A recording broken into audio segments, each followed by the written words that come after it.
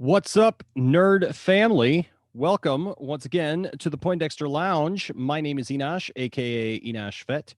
We're getting started here. It's going to be something a little bit different for our live streams. Usually, I have a console. Let me turn this off. I'm going to have to turn this off right here. I had this in wrong. So give me just a second here. Got to plug my headphones in so that I can hear. Otherwise, I won't be able to hear you guys. This is just something new I was just going to do. Just wanted to kind of experiment with. This will give you guys an opportunity to be able to talk to me. We're gonna have some fun, and so all you're gonna have to do, if you want to bring up a topic, this is going to be whatever you guys want to talk about. All right. So whatever topic is on your mind tonight, we're going to talk about it. So I'm going to put a Zoom link down in here. Give me just a second here. I'm going to go ahead and put a Zoom link in the comments. Whoa. I'm going to put this Zoom link down here. If I can get it. Ha ha ha.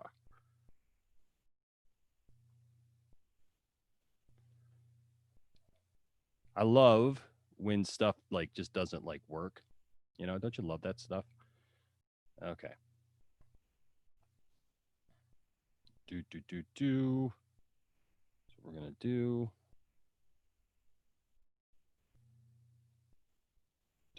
All right. So here is the Zoom link going in now.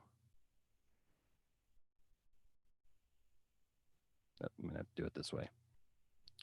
It's all live, folks. All live. I hope you guys are having a good night, though. I hope you guys are doing well, and that everybody is. So how this will work is when you guys come on to the stream, you'll be in a waiting room, and so I'm going to do one at a time, or if we have some various people who want to talk at the same time, we can do that. But for now, I'm just going to kind of do one at a time so you can have your time.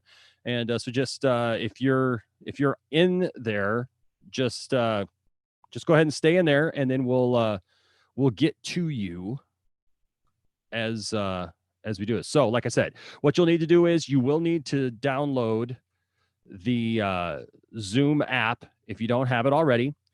Here is the meeting ID coming right now.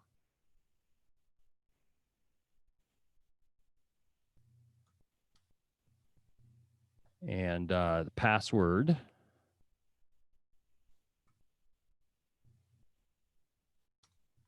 There you go. So there it is. And all you have to do is go ahead and punch that in, and we will talk about whatever you guys want to talk about. All right. This is yeah, man, you can stay in the Zoom and just listen after your turn. And if something else comes up, hey, let's just talk. All right, let's just do it. I'm trying to experiment with some different things here. Next month, I'm probably going to switch over to a different streaming service, which is called StreamYard, which is a lot less complicated to do what I'm wanting to do. You know, with the pandemic thing, we did the Zoom thing, and that's been really cool. With StreamYard, you don't have to download anything. So you don't have to have an app. You don't have to have the Zoom app, but you do have to like just start an account, and then then there's just a link, and you just go to it. So, all right. So I think we're good. I think we're in. So I see right now, I got, let's see, I got some people in there. So we're going to go ahead and look at the waiting room. We got Ryan, and I'm going to let him in right now. We're going to see what's on Ryan's mind and talk to him. What's up, Ryan? I can't hear you, though. Why can't I hear you? Let's see. Is your, oh, you got to connect to the audio. Is your audio on? Let me see here. Did you, I'm going to unmute everybody. Let me see if I can hear you now. I cannot hear you, Ryan. I should be able to hear you though. Okay, it looks like you're there. We go. I can hear you now. You're connected to the audio now. Yeah, I can hear you. All right. Yeah. Good, man. How you doing? What's going on, Ryan?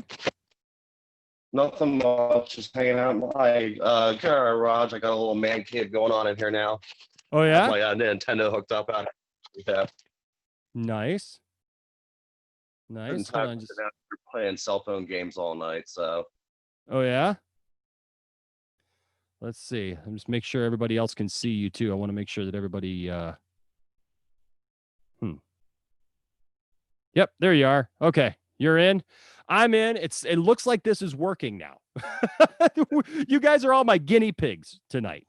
So so there you go. So I'm sorry. What did you say you're working on? I said I hooked up my Nintendo in my garage. Gosh, I'm tired of playing games on my cell phone. Nice. Nice. So that's like a regular NES Nintendo? No, I have the the new classic system. Plus, I have a Super Nintendo one too. I have my old one, but the games just don't work anymore. They're 30 years old. So Oh yeah, man. I'll tell you what. I am that type of gamer, right? Like the kids, the boys, they all love, the new stuff. They got, like everything, right? They got an Xbox 360, and to their benefit, man, like them and Tiffany, like they have gone all out. They've traded it. At one point, they traded in like all their stuff that they've had for years. I mean, because they had DSs when they were younger. They had, all kinds of little stuff. And so they traded in all that stuff and ended up getting like their Xbox 360 for almost for free. I think they paid like $30 for it. And they got that. They've got we don't have a PlayStation. I still have my PlayStation 2, nice. but we never got a PlayStation 3. I almost bought a PlayStation 3 instead of a Blu-ray player a few years ago, when Blu-ray, started coming out, because I thought, well, might as well do that. But then I ended up just getting a regular Blu-ray player. But so the boys, they've got everything. I play video games. Like I just when quarantine started, I went ahead and got I started playing Battlefront 2. Yeah, I remember you saying that. And I finished that. And so I beat that. And then there's like the second, like smaller kind of mini game after that. What's it called? I think it's called Resurrection. It's like, I don't know if you. I've never played it. Okay, so you got the main campaign that takes place, like I don't think this is spoilers. I don't know. Nah. I could be wrong. But you got the main campaign that takes place. It's like, like multiple levels and, it takes forever to beat. But then once you beat that, they've got like a mini game that's there that I think is only like 3 or 4 levels, maybe like 3 or 4 things. And so like I got to 3 and then I was like, well, I just haven't finished it. But basically it takes place like 30 years, because like the other stuff happens like right after Return of the Jedi. Yeah. And so you're fighting all these campaigns and stuff. And then after you beat all that, then it takes place, then it skips like 30 years to the Force Awakens kind of time. Right. And that's called Resurrection. And so like I said, I beat the first 3 levels of it. And it was funny because I actually got some street cred with Isaac, because Isaac couldn't figure out why I was having, like, dude, I don't swear, but I tell you what, there was a couple of times when I was really close. and I had times where like I just get barricaded with dudes, like stormtroopers, and just get, blaster fire and everything. And I'm like, what the heck? And I'm like asking him, I'm like, Isaac, because Isaac hasn't beaten it yet. And I was like, dude, like, how am I even supposed to beat this thing? This is stupid. And so like the whole time, I guess he was talking to Tiffany behind my back and saying stuff like, I don't understand why he thinks it's so hard. I played that level and that wasn't hard at all. Like, I don't get why, Enosh just doesn't, play video games. Well, once I beat the whole thing, come to find out, I beat it on like Jedi mode. Oh, nice. That's and actually I don't even right there. Yeah. Yeah, so I don't even like play video games, and I went in and started playing it at the hardest level I possibly could. Nice.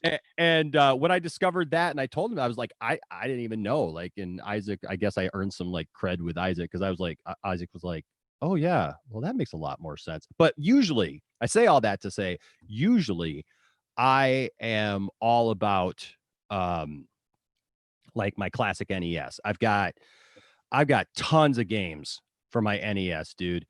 And I just bought a new what is that, the 16 pin connector or 72 pin connector, I'm sorry, a few months ago, installed it myself, just went online, bought a new one, and then I got the tool where you can take the cartridges apart and Yeah. you get the little eraser and you take all the condensation and all the junk that's been on there and it goes from being like almost black to like shiny gold, and Nice. all your games play perfectly again. I And used to have to take my old one apart like once a month just to clean it because it was so old. But it just the games just they're black inside now, like you said. yeah, and so like that was crazy, but like yeah, I've restored games now that I've had for, a few decades, and now they play like brand new. Nice. And yeah, so I've been enjoying that. The only problem is that I can only play them. It sucks because I did all that, and then I tried to connect it to my smart TV, and it won't just connect to the smart TV. I even got like this adapter and everything for the HDMI and stuff, and it won't. There's not enough power apparently in the NES itself to even use the adapter to make it work. And so I had to rig it. I am the king of rigging, man. You don't even know. Like, even like what I do here for the channel and stuff, if people only knew what I do to make videos and like what I go through, where other people can just like obviously Mike Zero must have like some automated program or whatever, but that just Mom spits does the editing. yeah, that just spits out, the same crap edited over and over again. But like me, man, I'm like working hard to make this happen, right? Because I'm like rigging stuff together. And I rigged my Nintendo to work. And how I figured it out was the Xbox 360 has an input into it. And Yeah. so I took that adapter, that HDMI adapter, plugged it into it. And if you mark it where like your Xbox 360 is you're going to use it to watch TV, Hmm. and then that comes out to the smart TV, Oh, that's there's cool, man. there's enough power in the Xbox 360 to power the signal coming from the Nintendo, and it looks all right. It looks a little pixelated because it tries to, Yeah. I think it tries to like upgrade it or whatever, and so it's not as crystal clear as it usually is, but it's still fun, man. It was like playing like Ninja Turtles, the arcade game a couple days ago. Like, Nice. I love that stuff, man. You try using the AV cables first because I'm pretty sure that's how I had mine. 'Cause I don't have the screw in part anymore. I just have the cables. Mine works on mine. I have a brand new TV too. Yeah, man, I've tried. I definitely tried. And I tried everything, man. Like I said, I tried the AV cables. I tried the HDMI upgrade and all that stuff. And it's Mine's just AV to S video though. I think I used my S video thing instead of the two prong. It's two on one side and that's the one cable in the back. yeah, yeah, yeah. That's Yeah, weird.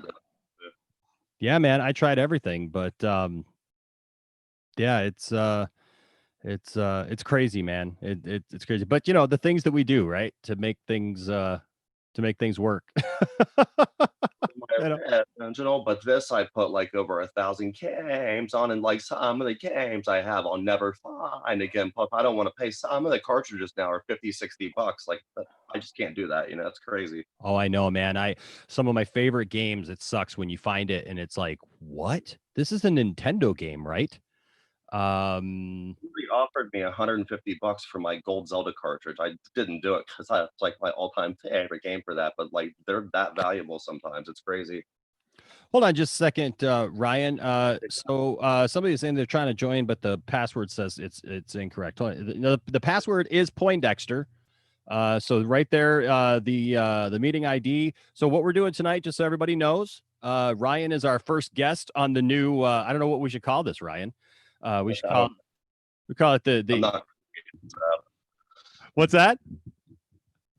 Said I'm not very creative. So All right, we'll just call it the You Pick live stream. the Uh, Nosh. with Enosh, yeah, it's the Enosh Free Talk Show with my first guest of all time, right here, Ryan. Now, for those of you who don't know, Ryan, his screen name is usually Darth Tasty. And you know Darth Tasty, Ryan. Ryan and I have gotten to know each other pretty well now. Apparently I got him addicted to collecting Black Series Star Wars figures. That and Batman figures as well. Yeah, yeah, yeah.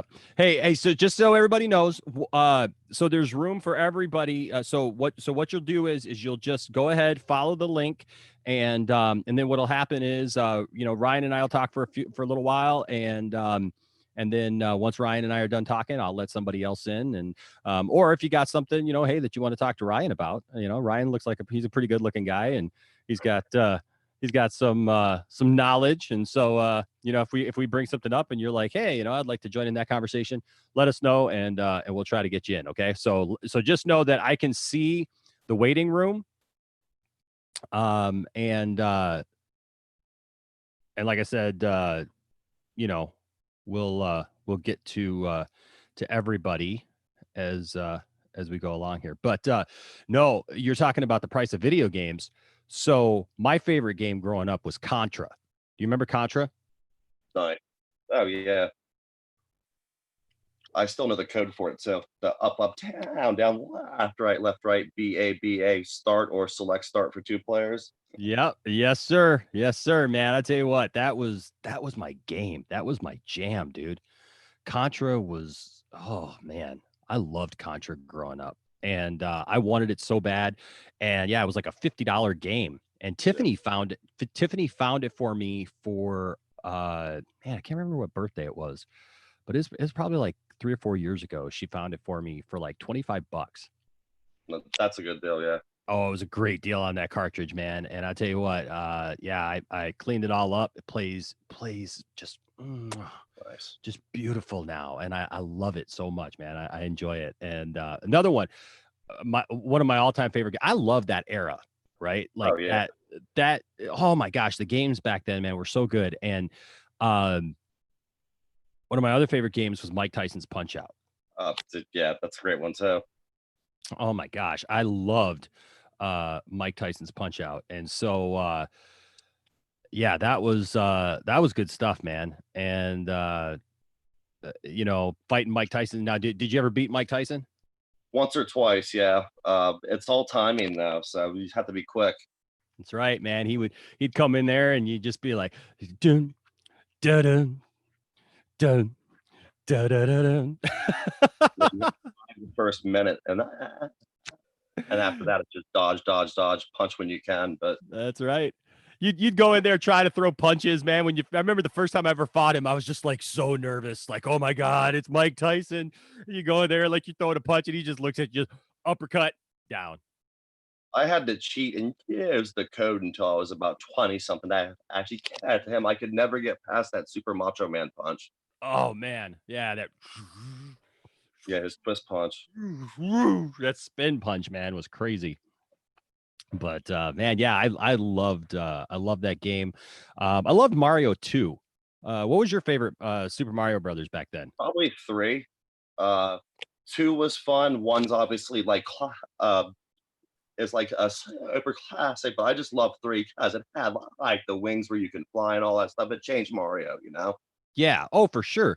Um, I so here's something weird, Ryan. So I've got that game. I've had that game forever, right? But there was something about Mario 3 that I never finished that game. Still to this day, I have never beaten Mario 3.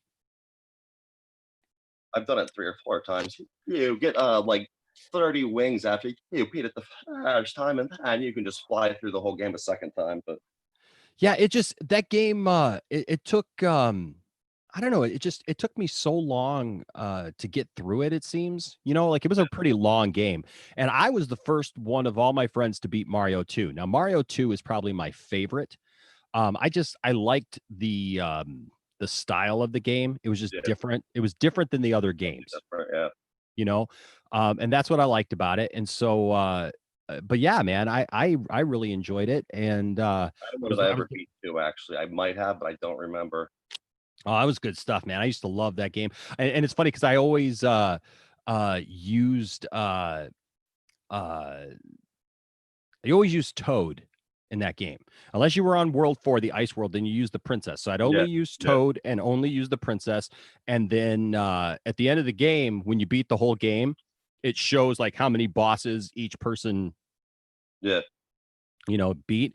And and it was funny because I'd get there because I didn't use, Mario or Luigi. They just stand there. Well, everybody's supposed to be looking like they're waving to you, as they all go past and they're carrying what was his name? Wart or whatever, the big yeah. frog out, whatever they're carrying him out. And uh it's funny because Luigi, he's like doing a wave that looks like this. But if you look at it, we used to always laugh because we never used Luigi in that game. We used to always say He he was flipped you off, basically. yeah, that Look like he was flipping us off because we didn't use him. I'm a Luigi guy. Actually, I love Luigi. Oh I yeah, always, yeah, he just uh, had he had that weird like propeller kick thing. yeah. Yeah, Mega man. Man 2 actually is another game that I loved. I spent a whole summer with friends, I think, after third grade because we just couldn't beat it. We spent the whole summer trying to beat it. Finally, we beat it right before school started. I loved Oh the Mega man. Man series, but the Yeah, 2 too. Mega Man that was a hard game. Yeah, Oh, it was. that was a really hard game. And Now it's super easy, but see, I have like 4 or 5 games that every year I beat them at least once a year. I beat Zelda once a year at least. I always beat Mega Man 2 once a year, and then I always beat Metroid from the start once a year. I love Metroid too. oh yeah. Oh, those were great games, man. Those were all great games for sure. The Mega Man games are super expensive. Like Yeah. those are those are super expensive. Hey Wyatt, we're gonna get to you here in just a couple minutes. Just chatting away. I feel like I'm doing like nighttime radio, Ryan. Like, Nice. hey, you're listening to the Poindexter Lounge here on YouTube with Enosh V. What can I get on for you tonight, Ryan? Definitely got a voice for like radio or like movie phone or like something like that. That'd be awesome to see that. Uh, we've got a special request going out for Ryan. Nice. Hmm. Well, man. Well, so we'll wrap up here in just a second, Yeah, but man, lots of new Star Wars figures coming out. There's yeah, I've seen. I'm trying to find a way to get them all, man. There. Hey, like it's just so overwhelming because there's so many I want now. I know, man. I got a ton of stuff on pre-order from GameStop, and I'm just waiting for that stuff to come in, and it just seems like it's taken forever to Yeah, like get that last wave of some of the figures. I got some stuff like I got, I was telling you I got that Stormtrooper, and yeah, I got a couple other things, but it's like coming in at weird points. Like I still haven't got my Count Dooku. I haven't gotten my Episode 2, uh, stuff. And the only good thing to know about all that is that nobody else has gotten it either. yeah. So I'm happy about that, but I still got figures, dude, that I got to get up on the wall.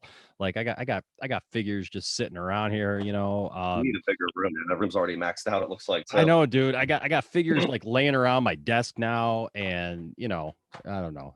It's just crazy. I got, I still got, I did that Black Suit Superman video, and Yeah, I still got this. Now, you guys are all, if you guys are toy guys, you guys are gonna want to stay tuned because when I'm done here tonight, I'm gonna upload. It wasn't really a two-parter, but it was kind of a two-parter. I did a review of the Mattel version of the '89 Batman. nice. And so then I've got this, in fact, it might be right over here. Oh yeah, yeah. Hold on just a second. I just want to show this to you real quick before I let you go. So I got this, which is an '89 Batman, but it's like the actual like Michael Keaton version, but this is the knockoff version. Yeah, that's cool.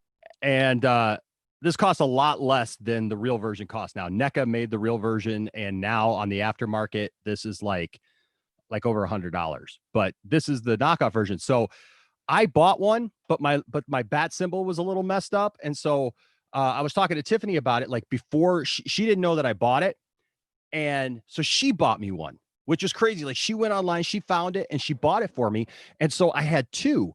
Well, the first one that I bought that has the messed up bat symbol on it, the guy didn't send it to me for weeks. The guy didn't send it to me for weeks. Like it was like a couple of months, man.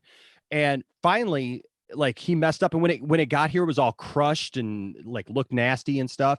And the guy, like, all I wanted was him to send me a new one, and he wouldn't do it. And so finally, he's like, "Just keep it," and he refunded me my money. And Oh, so I got this one. And spoiler alert, you're gonna see me for the first time in a review break an action figure. nice. Yeah. Yeah. And spoiler alert, here's the thing.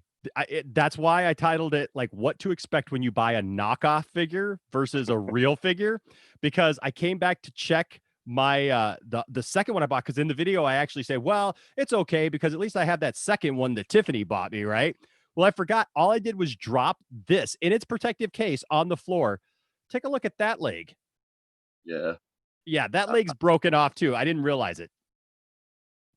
So now I have two Batmans with broken That's leg. the one thing that breaks my heart when I go to like Target and I see all those Black Series figures and 20 out of the 10 boxes are smashed. You know what I mean? It Mm.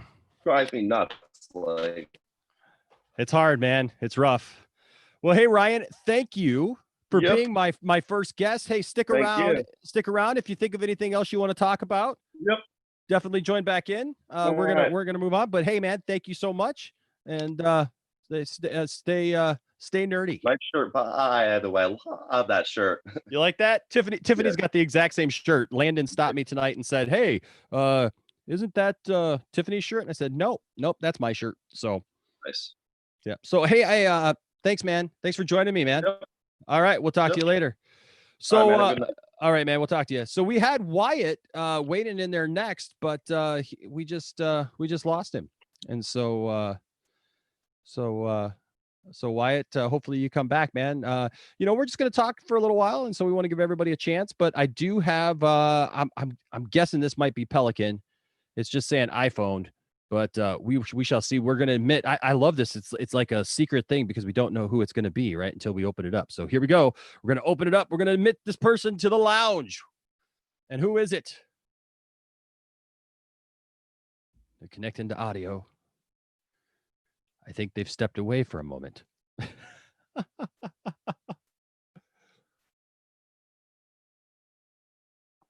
Hello, are you there?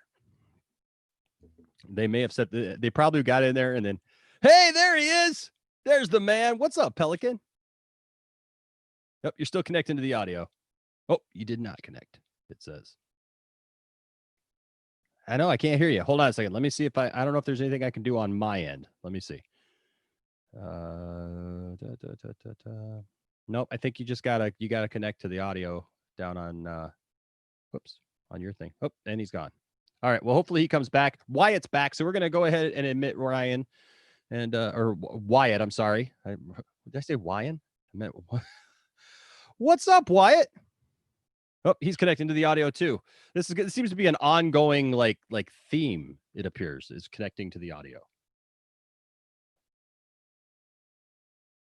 Oh, as soon as we hear you, as soon as I can hear you, we'll go through this. I don't know why we're having such a I can see you. I can see you, man. I'm trying to get you in here, man. Oh, okay. Let's see. Are you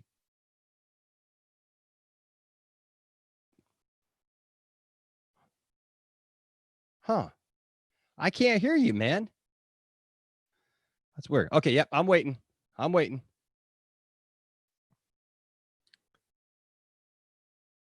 Yeah, Ryan took a minute. So I'm gonna give Wyatt just a second. See, I think he's gonna try to come back in here real quick. I know you gotta connect with your audio right up front, I think, or else it wants to give you a hard time.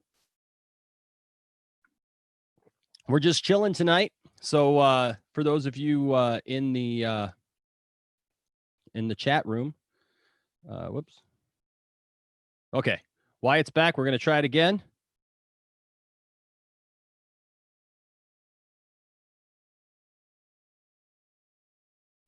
It says he's connecting. Oh, it says he's connected. It says he's connected. Oh, I think I heard you. Maybe. No, I can't hear you, man. This is so weird. Let me try muting you and unmuting you.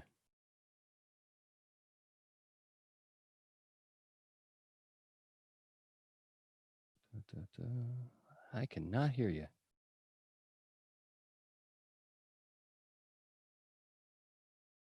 You can see you're walking all over the place. It's daylight where you are. I can see that. Okay, I'm gonna unmute you.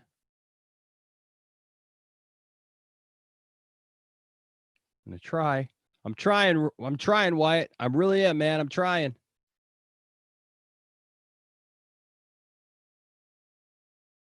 It won't let me unmute you, bro. I don't know. And I can't see you now either. And it says you're muted. So I'm gonna go ahead and we're gonna move on. Oh, I can see you. I'm gonna put you back in the waiting room, okay? And we're gonna see if we can get some of this stuff worked out. I apologize. I don't think it's on my end though, because we got Ryan in here. I think it might be a setting on your phone or something. If you're using your phone, you may need to turn something on. We're gonna try to get Pelican back in here though.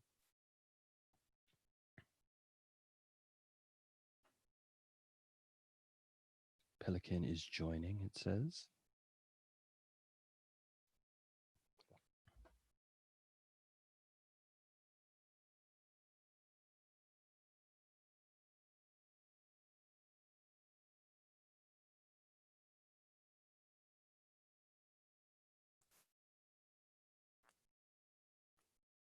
Hope you guys are all having a good night tonight.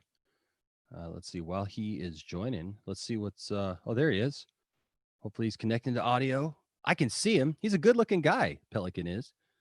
But he still says he's connecting to audio. Hey, there he is. I can hear you now. Hey. All right. What's all going right? So I figured it out. What's Okay. wrong with the Zoom is it prompts you with this stupid message and it gives you options to either dial in the audio, use Okay. Wi-Fi audio. So just tell everyone to use the first one. Okay. There you go, guys. So there you go. When you guys come into the whole thing, make sure you use that first option. I think that option is like use your computer audio or something like that. Yeah. So make sure that you guys are using that so that you guys can get in here, and then that way I can hear you, because it doesn't do as good of a job if I can't hear you. It's just me. It's just me looking at you, just talking right off the top of my mind. So what's going on, Pelican? Just chilling. Day by day. Nothing else really going on. How's Jersey? It's good. I don't know, just warm. Yeah. It's in the 80s every day. That's how it's been here in Michigan. It's been beautiful this week. I'm actually golfing in the morning. Really? Yeah. Nice. So, yeah, I'm golfing with some of my work friends, and so we're going out tomorrow and gonna hit it. And here nice. I am at almost 1 a.m. Yeah, I know. I started falling asleep on you. I thought of you today, though. I don't know if this is why you entered the chat, but I know that you and I share a common hatred of Mike Zero. Oh yeah. I don't know if you follow any of his social media. Do you? No. Did you happen to see his newest video today? No. Okay, so this was brilliant. Let's see if I can pull it up, because I took a picture of it, because I now have to do something with this, because you guys all know that I do the Mark Uno stuff, right? Yeah, and yeah, absolutely. Yeah, so the funny thing is I saw this today and I was like, oh, what's going on? Because Mike has been using like this this stuff sometimes, I think, to just try to get people's attention and stuff and whatnot. And so I don't know if you could see this. I can maybe pull it up on my I think I could share my screen actually. But it's Mike Zero's picture. It's totally different. It's Mike Zero's picture right there. And it says, very important. Let others, well, it says, let other know of this. And then it says, the title of the video is Mike Zero, I need your help. ...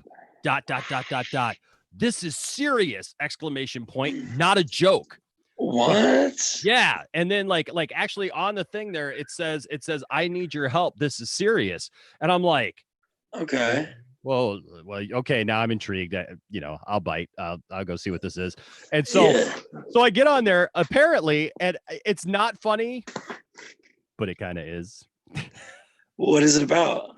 So apparently a bunch of people spammed all of social media today with the phrase "rest in peace, Mike Zero."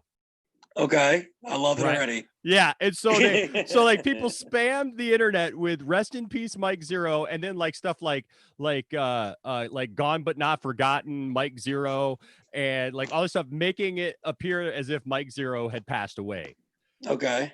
And then they also, on top of that, not only that, but then I guess started also spamming the idea that Mike Zero had gotten arrested. So much so that Mike had to make a video telling everybody that he was still alive. What the heck? That is so weird. Yeah, and it's the first time I've ever heard him like actually address like people. You know, because like usually he just puts out his video, like he doesn't do any live streams, he doesn't do any of that stuff. It's like he doesn't want to be in front of people. Well, he can't, because he'd have to think of more crazy information on the Hold that thought. Because okay. so I watched this video, and of course he just rambles on, like he talks about the fact that he's still alive, and obviously because my God. But he takes like 15 minutes to tell us that he's still alive, you know. And then like he keeps repeating, he keeps coming back to it, the fact that he's still alive, and he had to tell us all this. Like he does with all his information. Exactly. And so I'm sitting there just kind of laughing, like, because it's funny. I mean, it's not funny, you know, on the one hand, because it's not funny that, you know, people would say he's dead, but like, and I kind of wanted to message him and go, dude, I didn't have anything to do with that, because like I know that I've given him such a hard time, you know, like whatever, but I didn't have anything to do with it, and I didn't even know that it happened. But I thought it is kind of funny because people have just had it with him, you know. But listening to that video, he just talks about how he's still alive, and he's got all these plans for the summer. And he like identifies people off of his Facebook who apparently messaged him and told him. So apparently he does read his messages. So there you go. But he talked about how he named people specifically who had messaged him and told him that there was this rumor that he had died. Oh my God. And so he thanks them personally. He says, I'm not going to give their last names, but here's like Jennifer and Rick and John and blah, blah, blah. And he goes down this whole list, and thank you for letting me know and stuff so that I can tell people that I'm still alive. And then he says, because I would think the same thing that you just said, man, that how can he do live streams, right? Exactly. Like, it doesn't make any sense with the way that he just makes stuff up. Like, yeah, how do you do a live stream? So apparently, though, he's talking about how later in the summer he's going to start doing live streams. Shut up. Yeah. I would like to see one of those live streams. I have no idea how that's going to work. I bet you he's going to have it all written down, and then he's going to read it like a cue card. Yep. It's got to be. But he's talking about that he's going to have like special guests. That is so weird. I wonder if it's going to be finally his, you know, his unknown sources. Yeah, that is. Hold on one second. Hold on. I'm just trying to be quiet. You're good, man. Yeah, it's just like I for those of you guys who watch the channel, you guys know that that we talk a lot about Mike Zero and just his craziness and you know what he does just on a daily basis, you know, because this was the weirdest video, honestly, that somebody said that somebody's saying that do I need to turn up my volume? Was I not loud enough? No, what happens is when you go into the Zoom app and then you go back to YouTube, when Zoom is open, just like in queue, Oh, okay. and then I go back to listen to your YouTube, YouTube gets the volume gets kicked down. Oh, got it. That's all. So people just, it's not your end. Okay. It's because of the both apps are competing with each other. Gotcha. I just want to make sure for everybody watching. So guys, for everybody watching, we're talking right now to Pelican 74, who's a good friend of the channel, and we want to talk to you too. So I got the Zoom account set up. You guys can go up to the top here and see what the Zoom meeting is. I'm going to go ahead and copy that again, and I'm going to paste it down here. And I want to talk to you. This whole live stream is just going to be you guys, like whatever's on your mind, whatever's whatever's floating your boat. So join the thing. I will see you in the waiting room. There's a waiting room that you'll go into. I'll see you in the waiting room, and then we'll just go person to person. All right. So what's on your mind tonight, man? So my quick 15 minutes, I guess. Basically, I've been going down this crazy UFO rabbit hole lately. Okay. That's what I've been doing. I've been nice. I kind of been like reading up on all the like all the UFO stuff I can find that's like more legitimate, like the Bob Lazar stuff. Oh yeah. Watching a lot of the his documentaries and his stuff on Joe Rogan, and that's some awesome stuff. I mean, were you ever like a listener of what was that show, Coast to Coast, with what was the guy's name? I mean, he had the show for years and years. Like he broadcasted out of the desert, like in, I think, Nevada. And I mean, now there's a new guy who does it, because like the original guy got sick. But while you're talking, I think I'm going to look it up, because it was called Coast to Coast, and that's like he dealt with UFOs, paranormal stuff, but like Area 51 stuff, like all that kind of stuff. And he used to be on like late night, and he had like a show that'd be on like from midnight to like 6 a.m. And when I worked third shift, I would just listen to all this stuff, because I love good conspiracy theories or UFO stuff or paranormal stuff, and just listening to people talk. Like he'd have people on sometimes that would say they were time travelers, and like they would get into all this stuff, and it was great. It was great. Well, the thing is, like, I'm very skeptical, and like I don't just like jump into something without facts, or somewhat of facts. So like when I hear about people talk about UFOs or whatever they're doing with it, in my brain, I'm already saying to myself, 85, 90% of these people have no idea what they're talking about. Yep. So that's why, like, the only people I believe, like, to my heart about this UFO stuff is Bob Lazar and Dr. Greer. He came out with a couple Netflix movies. One is called Unacknowledged. That came out like 2017. So much great information about all the projects that he's been dealing with other people that he knows of, and people coming out telling him about all the information they know. And so I watched that Unacknowledged documentary like a couple weeks ago. And then he just came out with a new one like a month ago. It's called Close Encounters of the Fifth Kind. And basically talks about all the people that he deals with, and all like the government contractors, security people who worked at Area 51, S4, all that, crazy stuff. And basically he just talks about and shows a lot of evidence that, that you just can't find on YouTube. Like it's his personal archive. Wow.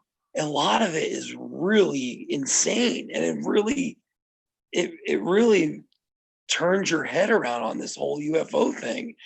So, Bob Lazar and Dr. Greer,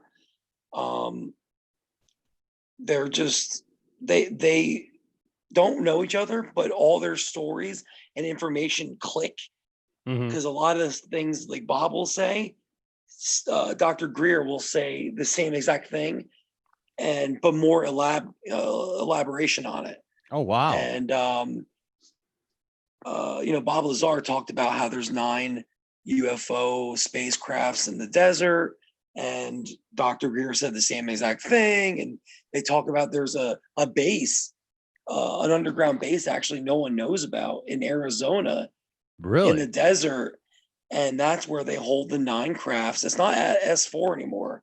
Apparently, it's in this big underground bunker. It's got 9 aircrafts. There's 2 dead bodies, 1 alive.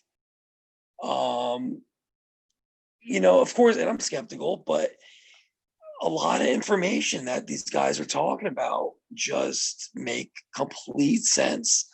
And I truly believe that.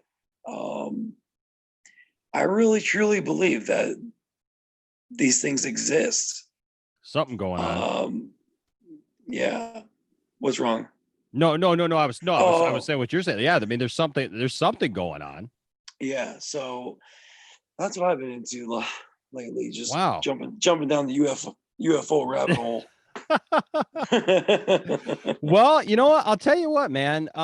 There are that's such an interesting topic, right? Because like, especially for me, because people who are here on the channel, you guys, a lot of you know what I do for a living. I'm a pastor, and I've got a lot of like I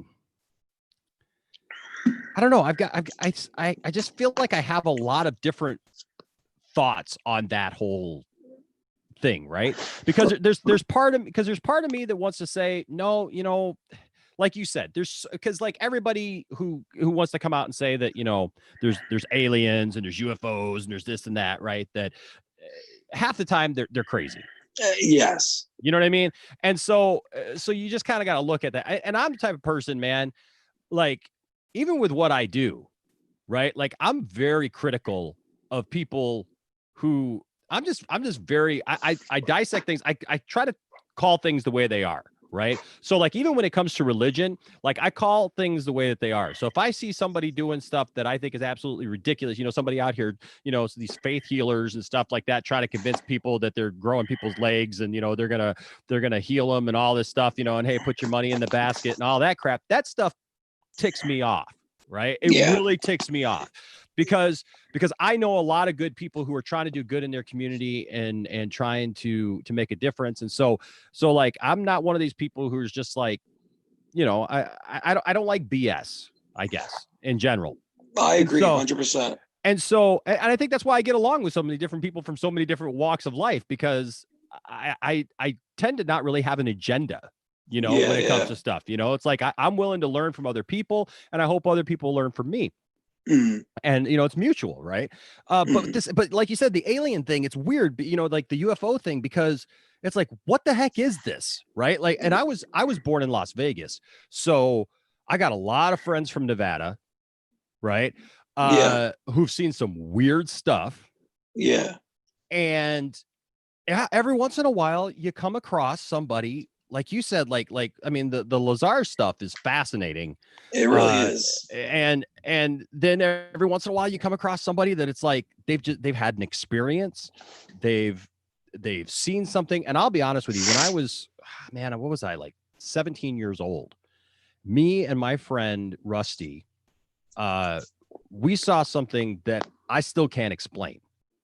Right. Like, I mean, it was a low flying craft that had lights all over it. Trust me, I've seen enough airplanes. I know what an airplane looks like. It was like at dusk, so you could kind of see like the shadow of it, still, like it didn't have like a bright blue sky behind it, obviously, but like there was just enough haze where you could kind of see, and it was not shaped like an airplane. It was more like cigar shape, kind of, like cylinder kind of shape. And it was like literally over us, and we were driving in the car, and we followed the thing, and like all of a sudden it was like probably like 10, 15 miles away, like that, right? And it we talked about it for a long time. We were like, what in the world was that? Like what can do that? Like it was just crazy. And so Yeah, no, I get it, man. I get it. It's fascinating because like the universe is so vast, you know? And like what's out there? I don't know. And and anytime I hear somebody goes, well, it doesn't mean that people would, that anybody would come here, right? Yeah, Like yeah. like well, first of all, you don't know how long they've been around, right? When they're like, oh, it would take, hundreds of thousands of years for anybody to get here. Well, you don't know how long they've been around and maybe what they're doing and what they know, like technology wise or anything like that. Obviously, if somebody was visiting us, yeah, and I love how we're getting into this discussion, man. I love this like hypothetical, right? Because if there were beings who were visiting us somehow, Yeah. obviously they're going to have to know a little bit more than we are, and we learn new things about dimensional travel. I mean, just the idea, the theories, right, of dimensional shifting and and all that stuff, and like what's possible. Well, that's what it comes down to in this new documentary, is that people think that these guys or these things are traveling at light speed, and it takes them an instant to get here. Well, the documentary doesn't talk about them traveling like we do, like get in your car and drive to wherever 1,000 miles Yeah. away. Yeah. What happens is, so I'll give you a quick example in this documentary, the latest one, Close Encounters of the Fifth Kind. Dr. Greer takes him and like 20 other people. They go out to the desert and they sit in a circle and they meditate. And I'll give you the quick basic of it, but that's pretty much how they contact and communicate with us when they're not physically here. It's consciousness, which is still a scientific study, and people, they still don't know how the conscious mind works. By sitting and meditating in this group that they do, and they had David Marconi out there, which is a director, film director. He did Enemy of the State with Will Smith. Yeah. Did a couple other big movies. I can't remember the names of them. So Dr. Greer had David Marconi come out and film this experience. So they're all, it's like 1 or 2 o'clock in the morning, pitch black dark. They're all meditating. And while they're meditating, they're thinking about, they're basically putting their mind in the universe out there and giving them like a GPS coordinate where they are. Like if you were to like close your eyes and think of yourself out in the universe, then like take yourself and zoom into where you are on Earth. So they do all this as a group, and then all of a sudden, this, not just a light, you actually see a figure come up behind this man, standing behind this one man in the group who hasn't had hearing since he was 7 years old. And apparently when they were all meditating, this being appeared behind this guy, and there's a picture of it. Wow. And no joke, it looks like an alien. And it's not a gray, it's something different. Yeah. And the picture is unbelievable. It's on the website. It's really remarkable. Wow. Well, later send me that link. Send me that link, because I'd be interested in seeing that. Yeah, it's SeriousDisclosure.com. Serious as like the star, SIRIUS, disclosure. Okay. So anyway, so they take the picture and all this stuff, and apparently the guy was having a conversation with the being, and he goes, and the being's like, I have to leave now. And he's like, well, before you leave, can you help my hearing? And at the end of the meditation thing that they were doing for like 45 minutes, the next day, the guy had his hearing fully.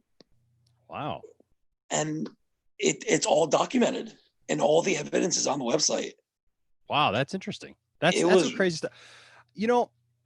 So like it's interesting because I was just watching, and this kind of bring it back to the nerdy side for everybody, like who's like you guys are talking about conspiracy theories and aliens now, like, right? Yeah, why not? But why not? Hey, it's all good. We do everything here on the channel. But no, like I think about like Indiana Jones and the Crystal Skulls, right? The Kingdom of the Crystal Skull, right? Like everybody, you know, likes to harp on that movie. And that movie's got a lot of things that are wrong with it, Yeah. obviously, right? Yes. But like I've got a friend, Jordan, and like his biggest gripe, I mean, besides the monkeys, the rubber snake, you know, which Yeah. is Yeah. ridiculous. Like this is Spielberg, and he's got a rubber snake there that's I obviously know. a rubber snake. Like what in the world? Anyways, besides all that, like my friend Jordan's biggest problem with it is just that it deals with aliens. Right, Yeah. because he's like Indiana Jones wouldn't go, you know, after aliens, and I'm like, well, it wasn't really about aliens. I mean, it was their search for more like the Fountain of Youth, the you know lost city of gold, you know, and like what would that really be with the Mayans and all that, Yeah. you know, all that stuff, right? And then I love it at the end because Moxley, he doesn't talk about like them being as aliens as like you were saying, like we think about it like that they're coming from like some other planet or something. He calls Yeah. because somebody even says, you know, well, is it aliens? And he's like, well, no, they're like I think it was like multi-dimensional beings or whatever, you know, and like that's what they are. And so, like, Yeah. I don't have a problem with that because I just look at it this way. Indiana Jones kind of goes with the times, right? Like when the Nazis were in play, he was out there fighting Nazis, looking for the Holy Grail, looking for, you know, those kind of artifacts. And if Indiana Jones was still around in the 50s and the late 60s, you know, that's when you're talking about nuclear, you know, stuff Yeah. starting and all that stuff. So he would be right there in that mix of that stuff. And you know, dealing with the Soviets and all that stuff. So like I don't have a problem with all that stuff, but my friend Jordan does. But we've gotten into this discussion about this, and it's like, you know, yeah, this multi-dimensional thing, right? Like people experience like weird shifts and feel things or see things or you know, I mean, it's like they're unexplainable, right? Yeah. And like you said, like they'll be documented stuff. There'll be documented stuff that's like this and this happened, Yeah. and we can't explain it. And I look at it like even from kind of not meaning to, but kind of taking it back to uh like my faith even, Yeah. Yeah. right? So like there's a lot of things that like physical science and like we say like, well, this is impossible based on what we know, right? Or because we can't see it, we can't prove it. You know, we just kind of there's a lot of people who just want to drop it and say, well, it's impossible and they'll mock it and whatever. Yeah. But the thing is, man, is we when we start to think about like that, there's so much that we don't know yet. So You know, much. so much that we don't know yet. And uh and I always love those parts of the Bible because the Bible talks about like a lot of weird stuff that people don't even know the Bible talks about. I mean, the Bible, everybody who comes out and says, well, you know, like the Bible doesn't talk about, you know, aliens or, you know, dinosaurs or whatever. The Bible talks about dinosaurs. Well, The Bible explains stuff like that, you know, I and think it does talk about UFOs a lot because, you know, I haven't really dove into the religion like that in a long, Mhm. long time. But you know, if you look at a lot of the paintings, you know, there's a painting with I think it's with Mary or something. In the background in the sky, there's a UFO in that painting, and yeah, there's a I've seen guy that. on I've and seen there's a that. Yeah. guy on the ground pointing at it. It's like, Well, you think about the ideas of like cherubs and angels and stuff yeah, like that, and with just what you were talking about there, like interdimensional beings and stuff. Like, well, what would a spirit be? What would an angel be? Like, what would we comprehend that as being? Right? Is exactly. like in our world, we would say, oh, that's a ghost or a spirit or whatever. But if you got beings who literally can, like, kind of transcend what we see Yeah, because they're working in different dimensions like absolutely. there's parts of the Bible because people are always like, well, like how can God be like infinite, right? Like to not have a beginning and not have an end and whatever because well, one because the Bible talks about how he created time, right? So Yeah, for him time is a total, he doesn't live within time, he's outside of time, which is like blows our mind completely because that we have no concept of what that could possibly be. Yet, when you're talking about other dimensions and you're talking about other things, Like this could simply be just a concept that we don't understand, that we don't Yeah. know because we can't experience it. We can't see it, we can't feel it, we can't taste it, we can't observe it. So it's hard for us to grasp, you know. But there's a lot, and then there's in the book of Ezekiel actually talks about stuff, and it's been the biggest thing that I've seen for people talking about like the Bible and aliens.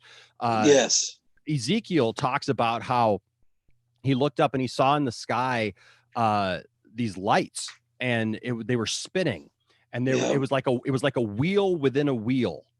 Yeah, right? I saw that. I saw that on Ancient Aliens, I think. Yeah, and so you know that's some crazy stuff. And then there's the story about Elijah and Elisha. Elijah was a prophet of God, and you know the Spirit of God supposedly was upon him greatly, and so he had kind of his Padawan, you know, Elisha, and Elisha went everywhere that he went, and the thing was that Elijah was telling him one day, he's like, look, I'm not going to be around, God's going to take me, and you're going to have to take over, basically. And Elisha says, well, hold on a second, wait a second, I can't do what you do. You know, it's that kind of that classic, you know, moment, like, wait a second, man, you're the prophet of God, I can't do what you do. And he's like, well, you're going to have to. And he says, okay, he says, that's fine, I'll deal with that, I'll take it, but I want double the portion of the Spirit of God that you have, right? The Spirit of God that he has on you, I want double that. And Elijah tells him, says, okay, if you see me go, if you see me be taken, that means that God wants you to have it and you can have it. And so the story goes, they're walking, and then all of a sudden it says a chariot of fire comes from the sky. Which, what is a chariot, right? I mean, like, exactly, yeah. What would they comprehend as a chariot? To them, it could be anything, you know. Right. It's a vehicle. It's something. And so, like, this thing comes out of the sky, basically takes Elijah up with it, and Elijah's going. He's going to God. That's it. And it says that his coat, his cloak, falls down on the ground, and basically Elisha stands there and he sees the whole thing, and then he's like, oh, okay. And he goes over and picks up Elijah's coat, and he's like, all right. And it says that God was with him, double the amount, because God wanted to do that. That's why he got to see it. And so it's a fascinating story because, like you said, it's stuff that, you know, now I know there's people who will look at that and mock it and go, oh yeah, look, you know, that's stupid, and the Bible, and, you know, whatever, you're going to use the Bible to prove aliens. And trust me, that's not what I'm trying to do. Yeah. But like you said, there's a lot of interesting, weird, crazy stuff out there that we have no idea yet. That we just have no idea yet, you know. And so I always love hearing stories like that. You know, like Tiffany's big into even though, like, I put no credibility into it, and she knows that I kind of make fun of it a lot, but like she loves like watching like ghost stories and, you know, and stuff. And I don't know if you ever watched was it Ghost Adventures? I've seen it. I'm not a big fan of it, but I know what he's talking about. Yeah, so Zach Baggins or Bagans or whatever his name is, like you could just tell that like a lot of the stuff is just stupid, you know. It's so some of it's so staged. Yeah, it's so bad, but you know, but it's interesting to watch, right? It's just it's funny to watch, and I just you know, I like stuff like that. I like watching funny, stupid stuff like that. You know, it's interesting, and then like you said, sometimes you see that you see something and you go, that's I'll never forget, and I'll share this. And hey, like I said, if anybody else wants to join in, nobody's in the waiting room right now. So if you want to join in, you guys can join in the conversation. Yeah. So they can kick me out if they want. Yeah, me and Pelican are sitting here having to talk about aliens. Everybody apparently really likes the discussion about aliens. We touched it. You touched a nerve tonight. Why are they? Wait, they left, or they're talking about it? No. Like Crush It just said, like, go outside at night, look up, see all the stars. Now ask you this question: all those planets, and only one has life on it. Yeah, it's impossible. You know? It's impossible. Yeah. Richard says we cannot be the only ones in the universe. Darth Tasty even said we'd have to be pretty naive to think that there's not some other form of life on some other planet in all the galaxies that exist. You know, Okay. yeah. Richard was pointing out to me, George Norrie does that show now that I was telling you about. That what was it called? Was it U.S. Coast to Coast or something like that? But it used to be a guy named Art Bell. Okay. Art Bell, and he had like this classic voice, man. It was like one of those voices you could just listen. It was smooth. You could just listen all night long. And but yeah, George Norrie does it now. And but yeah, man, I love that stuff. But it's funny story. But like I was saying, guys, if you got something you want to talk about, just join the room there, and we'll get you on. But there's nobody waiting right now, so we're going to continue this conversation. But yeah, just know that when you join this, like Darth, or like I almost called you Darth Tasty, like Pelican was saying, when you first join it asks you how you want to join the audio, and you have to pick the first one, otherwise I can't hear you. Okay, so make sure you do that. But otherwise, hey, come on in, and even if you don't have necessarily something necessarily want to talk about, you can always turn your video off. I know some people don't want to be on video, whatever, and that's fine too. You just turn your video off, and that way we don't see you, but we can hear you, and we can set up a conversation. We can just have some fun. We can talk about any nerdy thing you want to talk about. But yeah, do that. Anyways, yeah, with so I went through a time because I was working in sales, so I was in my car a lot, and I was in my car all day long. And so I used to listen to talk radio all the time, and then talk radio went to sports radio, and like I can only listen to so much sports radio, and I love sports, but I can only listen to so much sports radio and just people like talking about trade deals all the time. And so that's kind of how I really started getting into YouTube and like watching a lot of YouTube videos, or at least listening to a lot of YouTube videos. I'd have my phone, and I had like an everything plan where I didn't have to worry about data. So I just plug it in and, play videos while I was listening. And I went through like this thing, like I got off on this, I think it was like South Park that like got me wondering about like Scientology first. Like I was like kind of just like curious, like what they believed and stuff. So I remember looking up some Scientology videos, and then like YouTube is like, obviously famous for like, you like this, so I'm going to throw all this other stuff at you. Right. Oh no. Oh yeah. So it was like I was getting like, like Mormons and Jehovah's Witnesses and like all this other stuff, like all these other, things. And so, I just kind of went down that rabbit hole, like you were saying. And I just like, I'm like listening to all this stuff because I'd be driving from one place to the next, and I just hit play and just go.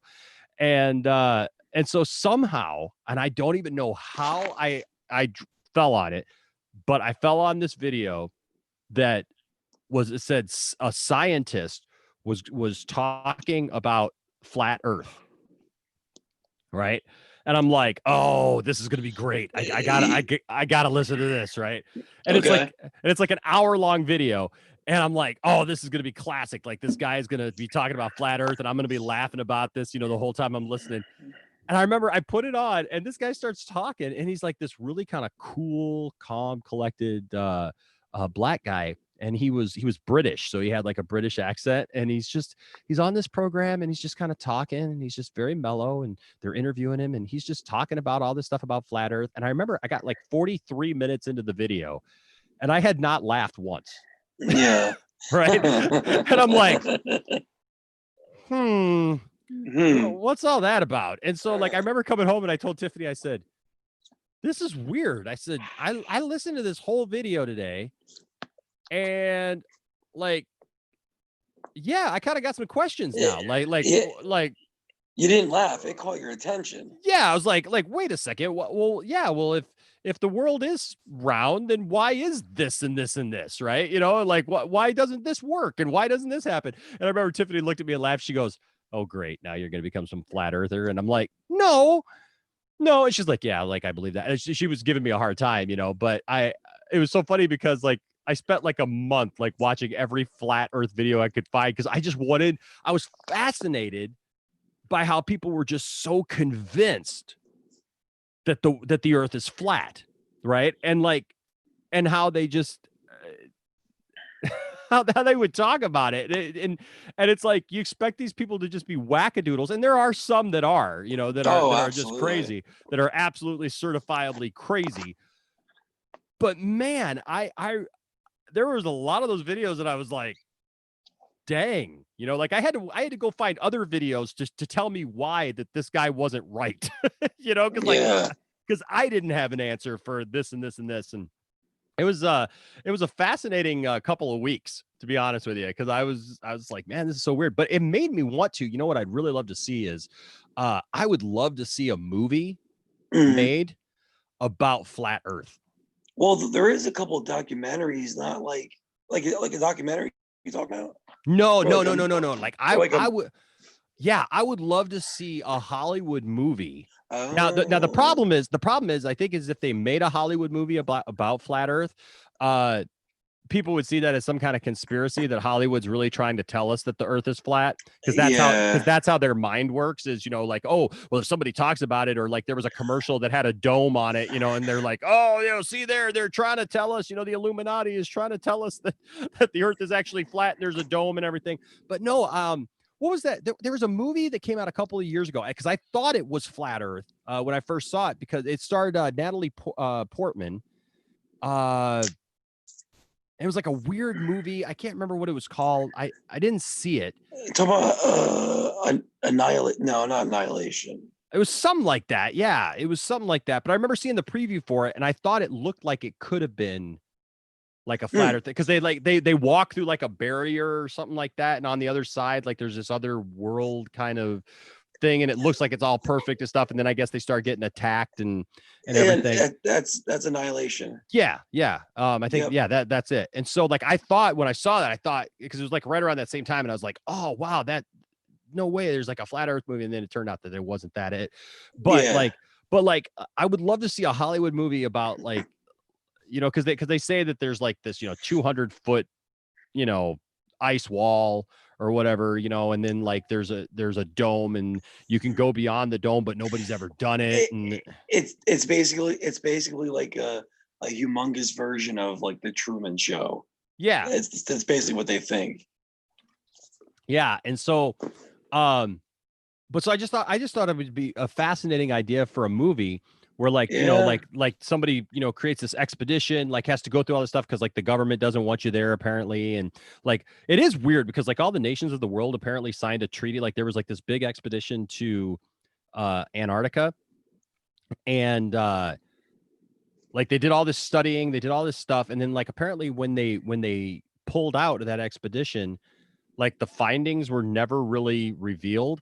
And like all these nations came together and signed this peace treaty that said that nobody would ever claim Antarctica or its resources. Really? And that like nobody would like ever claim it. So like no country would go down there and claim it and like try to tap its resources, because that there's got to be a ton of resources down there, and they go to the North Pole all the time. You know what I mean? Like people are in the North Pole all the time. So like, why wouldn't you go to Antarctica? Like that's just kind of weird.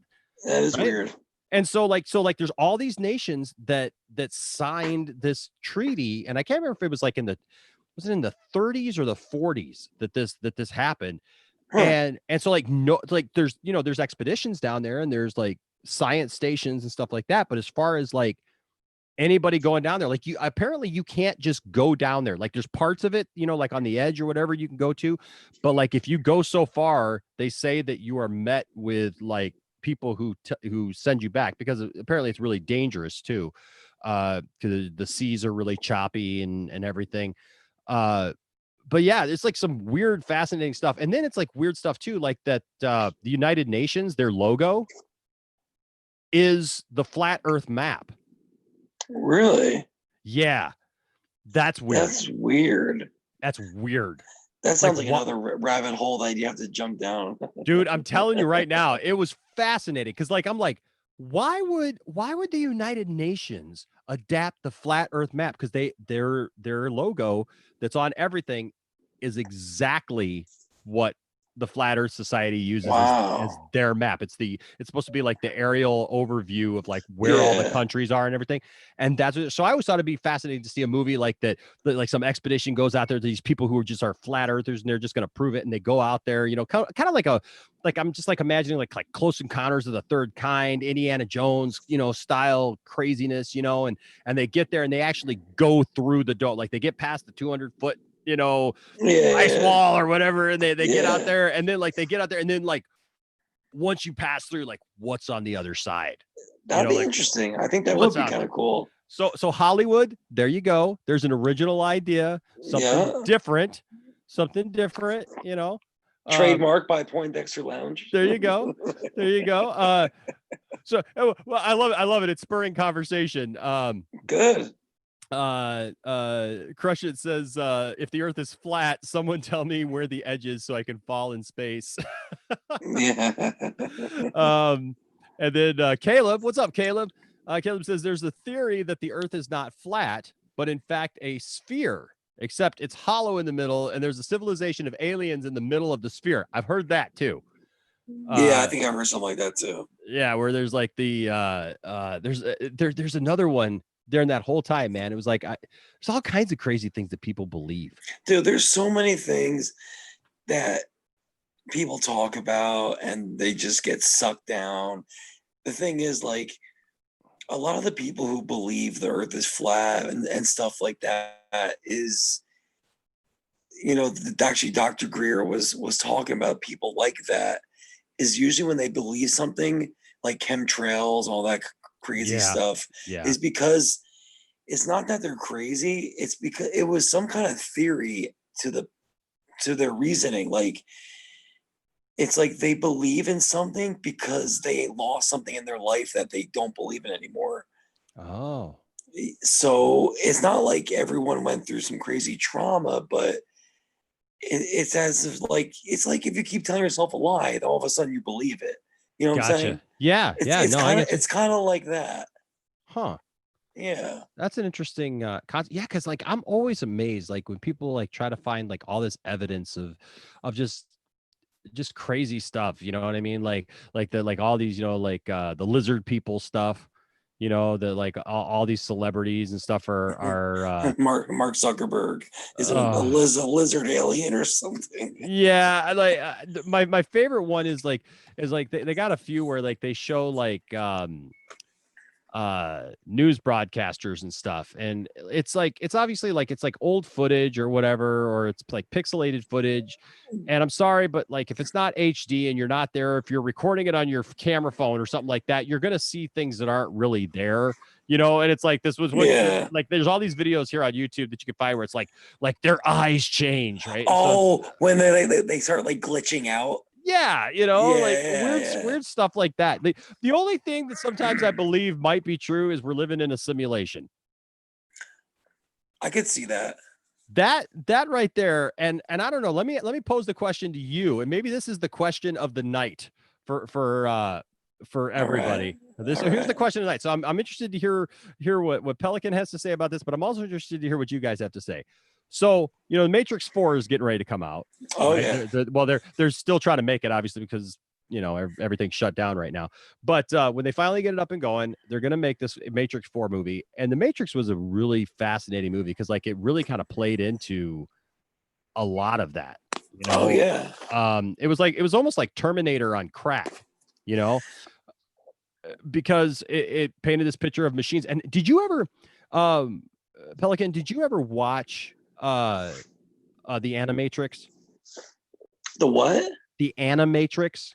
I don't think so. So the Animatrix was a separate DVD that came out that like had all these little short stories in it, and it was all like different forms of animation, you know. So it came with the movie? No, it was like a separate DVD, and I rented it one time. It was like at my local video store, and and I rented it because it was like all these like little shorts right? Okay. So it was like all these different little shorts, like cartoons, and it was like all these different styles. So there was like anime styles, and there was just all kinds of different things, and most of it was like, it was really forgettable. Like there was Yeah. like a lot, some of it was just like fight scenes and stuff supposed to be in the Matrix.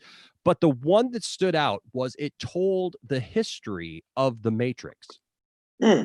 And it was fascinating because yeah, Cylon Scotty has seen it. And he says this is definitely a simulation, but he says Animatrix is amazing. Good call out. Thanks, man. I'll have to check that out now. Yeah, it's fascinating. And so what made me love the Matrix even more, right? Because the first time I saw the Matrix, I didn't get it. I used to work third shift, and I saw it. I was really exhausted because I would do this thing. I worked 4 nights a week, and so on Thursdays I would stay up literally all day long. And I was dating Landon's mom at the time before we got married, and I would stay up all day long. And we watched it on a Thursday night, and I was exhausted, and I didn't get it. I didn't understand it.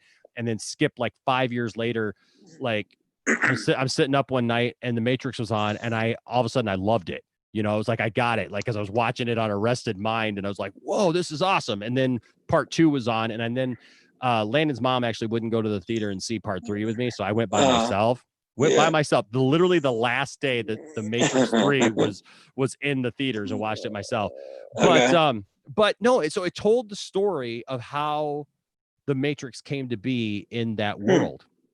And it talked about how it was just like AI, just like we have now. And it just kept growing and growing and growing. And basically we created a class of robot servants, right? That these beings, basically served humankind, in every way they possibly could. And brought to you by Boston Dynamics. There you go. And so that's what it was. And so it shows people in their everyday life that like they, and it's kind of freaky because there are some things like when you see all these like robotic things, like who's that? They got that robot that they've been. That's what I was talking about. Boston Dynamics. Yeah. They made that little robot dog that can do like anything. Oh yeah, that kind of stuff for sure. Yeah, you can kick it, knock it down. Well, and that's the scary part, dude. When you watch the Animatrix thing and you see them like hitting the robots and kicking those robots, trying to knock them down, but you can't knock them down and stuff like that because they're balanced and everything. Yeah. Dude, that's what scares you after watching this, because basically they create all these things like they're very they're servants of the people. Well, then all of a sudden they gain sentience, like they're sentient. They're sentient. Yeah.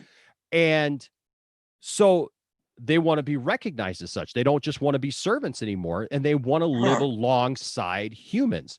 But humans in that world, they can't handle that, right? Like we're not having that, because we're scared of of course of that, right? So what happens is like there's this massive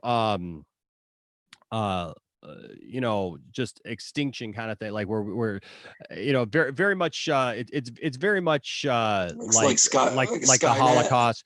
Well, no, it's very much like the Holocaust kind of thing, where it's basically all humans are just like, nope, we're getting rid of all of them. And so like it just shows them like just taking these androids and these sentient robots and stuff, and just like destroying them, right? And just like crushing them and breaking them apart, and like there's some that are like pleading for their lives, and stuff, and they're just being destroyed. And they're like they take them all, and they're like all on the like the outskirts of town and stuff like that. And there's just like huge piles up into the sky of these robots and these beings, and they start pushing them out into the ocean, right? They're kind of shoveling them off out into the ocean. And like all they wanted to do was live at peace with the humans. Yeah. That's all they wanted to do. Like they didn't want to take over. They didn't want to control us. They didn't want to do anything like that. And so they start a war, kind of like Terminator style, right? Where like they start this war with the humans, and then the robots though are smarter than the humans. Silent Scotty said, yeah, that's a powerful scene. Very haunting and powerful. It is crazy. Wow, I gotta check this out. Yeah. And it's and so they start this war. And then the thing is that the robots, the androids or whatever, they almost act more human than we do, because we're just bent on destroying them all because we cannot live alongside them. And like, they get smart and they realize, you know what? We don't want to kill off humanity. Yeah. Right. So, and Silent Scotty, you're going to have to help me out because it's been a long time. I remember there's a thing where they black out the sun, and I can't remember if it's, I think that it's the robots that do it because of, or is it the humans? The humans do something. I want to say it's the humans that do something to black out the sun because of solar energy. Right. So like they nuclear attack or whatever to like black out the sun so that they can't get solar energy and repower themselves or whatever. I think that's what it is. Silent Scotty, help me out if I'm wrong. But in doing so, basically that's why like in the Matrix 3, when they come out and like the sky is charred and everything like that, humans did that. It wasn't the robots, it was the humans that did that. Wow. And in trying to stop Silent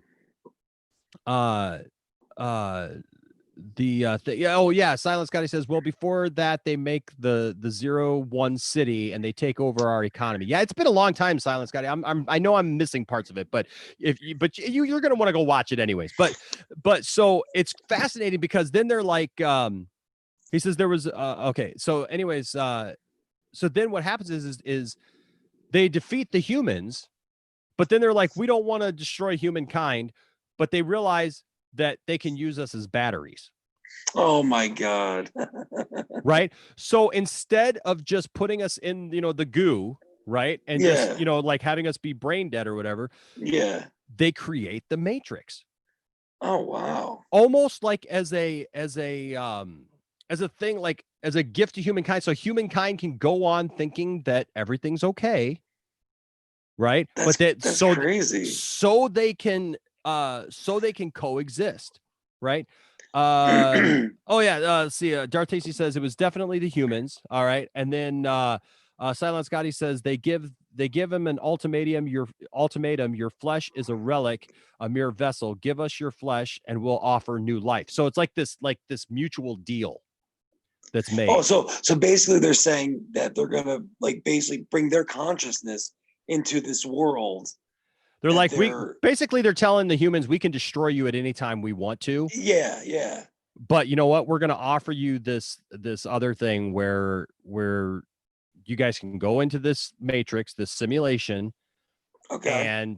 And it's a mutual benefit, right? Wow. It's like a weird thing. And like, that's the history of the Matrix. And it's like, when you realize that, it's like, it's hard to root for the humans. Yeah, that's crazy. Right? It's really hard to root for the humans when you see that, because it's like, well, that's not what I thought this was about. Like, holy crap, like, but anyways, no, okay, go ahead. Yeah, so it's called Animatrix, ANI. Yep, it's the Animatrix. Okay. And it's just a DVD. Like I said, most of it, like, it's cool. Like I said, there's some cool fight scenes and like it's like experimental like animation stuff, right? But and the one that I'm telling you about is probably the most straight ahead, just regular animation of all the stuff that's on there. But that's the one that I connected with the most because it was backstory for the Matrix. But so that's my question to you guys. So if and the question of the night, so if we were living in a simulation. Okay. If that were true, and just like Neo, it was presented to you, Morpheus calls you up on the telephone, as it were, and says, "Hey, come on down." And we're sitting there, and you're on the chair, and you're looking at good old Morpheus across there, and Morpheus offers you red pill, the blue pill, the red pill or the blue pill. Are you gonna stay in the Matrix and just live your life, oblivious to everything? Or take that risk, come out of the Matrix, and have to fight all that. But you know that you're free. See, because I always thought it was a fascinating choice that the one guy, and it's been a long time since I've watched The Matrix too, but the one guy who makes the deal at the end and like sells everybody out, right? But he makes the deal that like he's going to be now like rich and famous, and like he's eating steak and all that stuff, right? He makes it like, and he just doesn't care. He doesn't care. Like, because he knows it sucks fighting that battle, and it's a battle that they really can't win, you know? And so he's just like, hey, make me rich and famous. Here's their information. He would rather have knowing that tasting that steak wasn't really tasting it, but his brain was thinking that he was eating it. So would I want to eat fake steak, or would I want to have goo in a slop bucket for the rest of my life?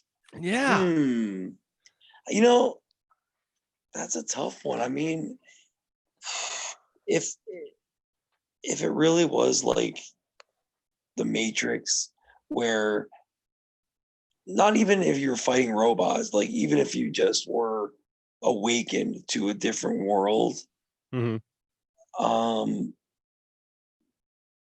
I think I would. I don't think I would go in the Matrix. I think Yeah. I think I would stay oblivious, honestly. So you'd stay in the Matrix, basically. You Oh, wouldn't. yeah. You wouldn't come out in the So real world. Yeah. I think I would stay in the Matrix. I gotta say, I think I agree with you. Yeah, because you know, our brain is so much more than we know that it is.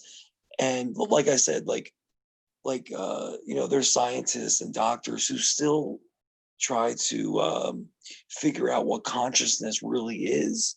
Yeah. And you know, and the thing they were talking about in the documentary I was talking about before, like they would have like a random number generator next to them, and they would literally like sit there and think of numbers and like when to stop this thing and when to control it, and they weren't hooked up to anything.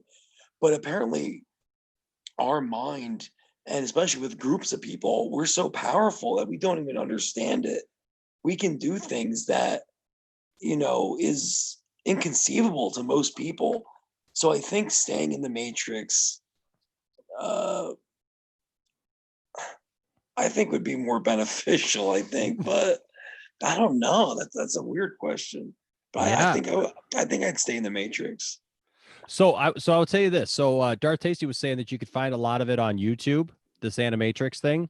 Okay. Instead of having to maybe track down the DVD or whatever, or even, you know, whatever. I mean, if you want to watch the whole thing, that's fine. But all of these little shorts and stuff are I'm looking at it right now. And I think the thing is called The Second Resistance. There's like part 1, part 2. Yeah. Yeah, it's fascinating, man. It's really I'm, cool. But I'm yeah, gonna check. I'm gonna check that out. but I agree with you. It's like, you know, I would be hard pressed to sit there and think like, because have you ever had like a really good dream, Oh right? yeah. That like just felt like it was real, and you just wanted it to last, and then you woke up and you're just like, oh man, right? Like that sucks. You know, it just felt like so Yeah. real, and it was like so there, and yeah, I have to agree with you. Like you said, like even though I know that he's like, even though I know that this steak isn't real, but man, It sure does taste good. it sure does taste good. It sure does seem like it's real. And you know what? I don't think we're alone here, because let's see, and Caleb, I'm gonna talk about what you're talking about here in just a second, but Darth Tasty said, I love the statement when he says ignorance is bliss. Oh And yeah. and then yeah, It's because true. it is. And Cylon Scotty, he did confirm what I was saying, that it's the second Renaissance. I'm gonna have to watch that again. Like I seriously am gonna like I'm gonna pop that on later and just like watch it again, because I remember being fascinated by it. But yeah, it's called the second Renaissance. Okay. Part 1 and 2 are the names of the specific episodes in the Animatrix of what I was just telling you about. And I can find that on YouTube. Yep, it's right here on YouTube. All I did was Okay, cool. all I did was look up Animatrix, and actually the first video that pops up is the second Renaissance part 1. Perfect. I'm gonna Yeah. watch that. Yeah, man, it's so cool. And then Darth Tasty says, I would definitely stay in the Matrix. Yeah. And Oz Newton here says, I would try to make friends with the robots. Be like, dude, I'm on your side. On your side. Caleb had some interesting things. Caleb says there was a great fan film called Into the Simulation that unfortunately got taken down due to copyright, but it's about the very first Matrix, the human coder who started the revolt against the robots. And then he says the fan film was really cool. It ends with the human coder uploading his consciousnness into the main computer and become the one who eventually becomes Neo in a few reboots.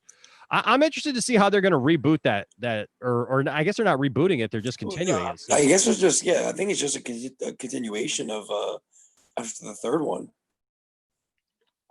So, but I'm definitely interested to see how they're going to do that. Like, what's it going to be about? You know, dude. When the Matrix came out in '99 or 2000, dude, that movie blew me away, man. I remember I brought that VHS tape. I remember I brought that into high school because, like, I was in ceramics class, and no one took ceramics seriously. And the teacher was cool, and he would let us bring in movies, and we could like make something while a movie is on. So I remember I brought in no one. It just came out on VHS, and a lot of people in my ceramics class never seen it. I'm like, oh my God, you guys got to see this movie. I was so excited. I remember I brought the VHS tape in, put on the Matrix, and everyone's like, oh my God, this is so cool. Some people were like, this is stupid. I don't get it, but oh yeah.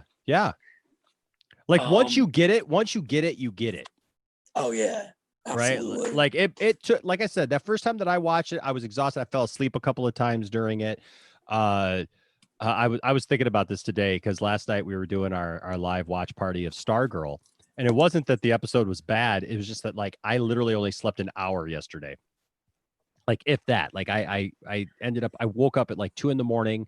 and just could not fall back asleep. Ended up, and like I ended up having to go into work, and I didn't think I was going to be there all day, and then I was, and then actually there's a good time to promo this. So I ended up doing an interview here via Zoom with a guy named Matt Bosler, who's absolutely hilarious. I hope you guys really like him because I really like him. My family got me to download TikTok, and most of it's just stupid, dumb stuff. But this guy is hilarious. You can find him here on YouTube. He actually he took this song, and I can't remember who did the song, but it's called "Read Me My Rights." It's like this country song, and he just came at it with the fact that he thought the song was so stupid because it's like this macho guy, like I'm gonna take you outside and beat you up. And for a year, he did nothing but that song on TikTok. So you got literally like just like one verse of that song over and over again, but he did it in so many different ways. Like he's like lip syncing to it and doing stupid stuff. And then they took down the audio on him. So like he had a year into this thing, he had this huge following, and it was just so stupid, some of the stuff that he did, but it was absolutely hilarious. And this guy tells you anything. He's a really good musician. He's really good. He's like from the St. Louis area.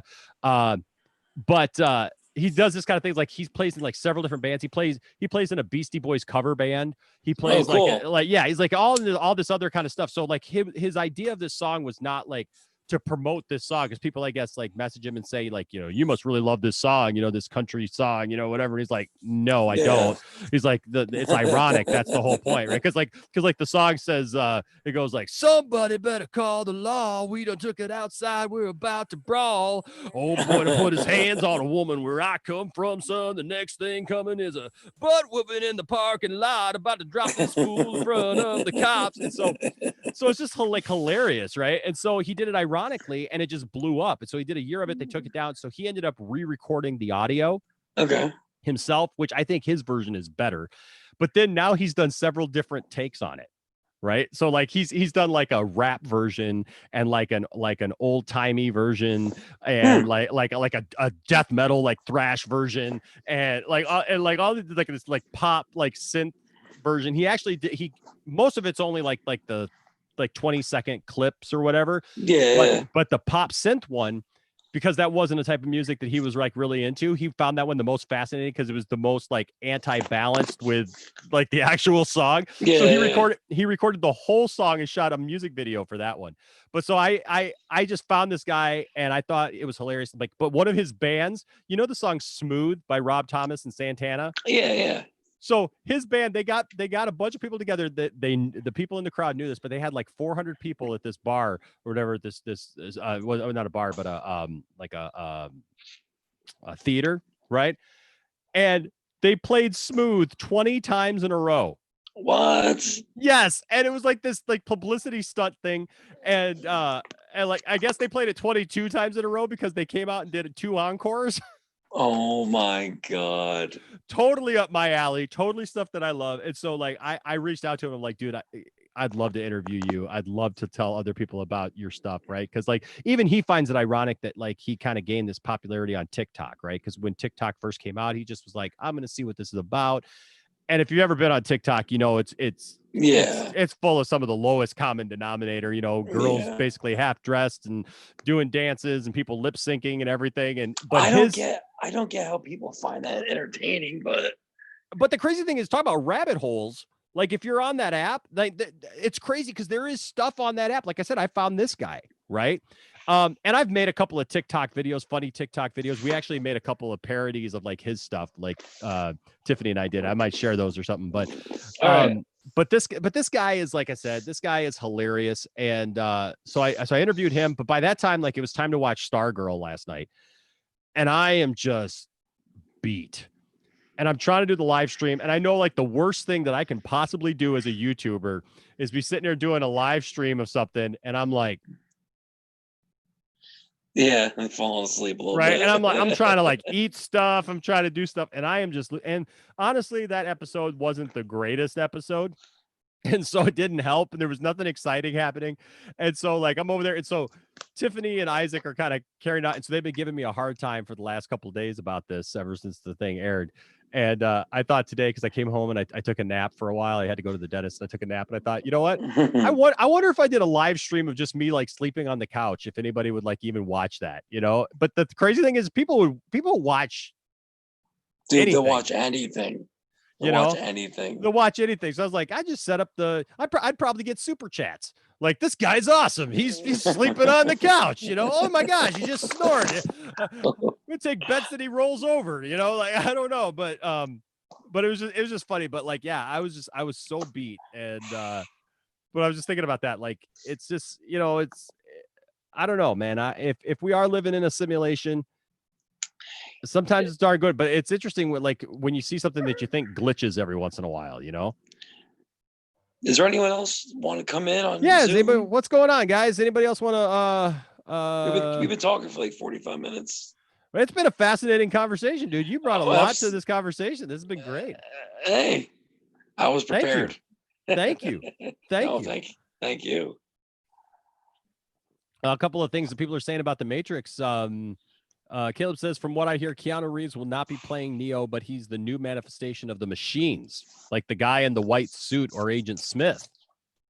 I don't know. Yeah, I don't know how I feel about that either. Silent Scotty says, I don't know how I feel about that. Not sure how I feel about that, but Lana is an amazing creator, so I have hopes. Did Caleb come in yet or no? So Caleb, you know what? Caleb told me earlier that he'd probably just stay in the chat room, just because I guess he didn't want to wake up, or he didn't want to bother his neighbors, I think, in his apartment or whatever. So that's understandable. I mean, it's late. Is everyone else sleeping over there? Yeah, everybody's sleeping over here. Like I said, I was like, you know, I'm gonna do something fun. I'm gonna do something different. But yeah, Silent Scotty says it's been really entertaining. So there you go. Like, we got up on this whole tonight was conspiracy, and I know that we were originally talking about, you know, UFOs, but you know, like, have you ever seen anything? So, well, where I live in New Jersey, I'm kind of like somewhat in the woods a little bit. Okay.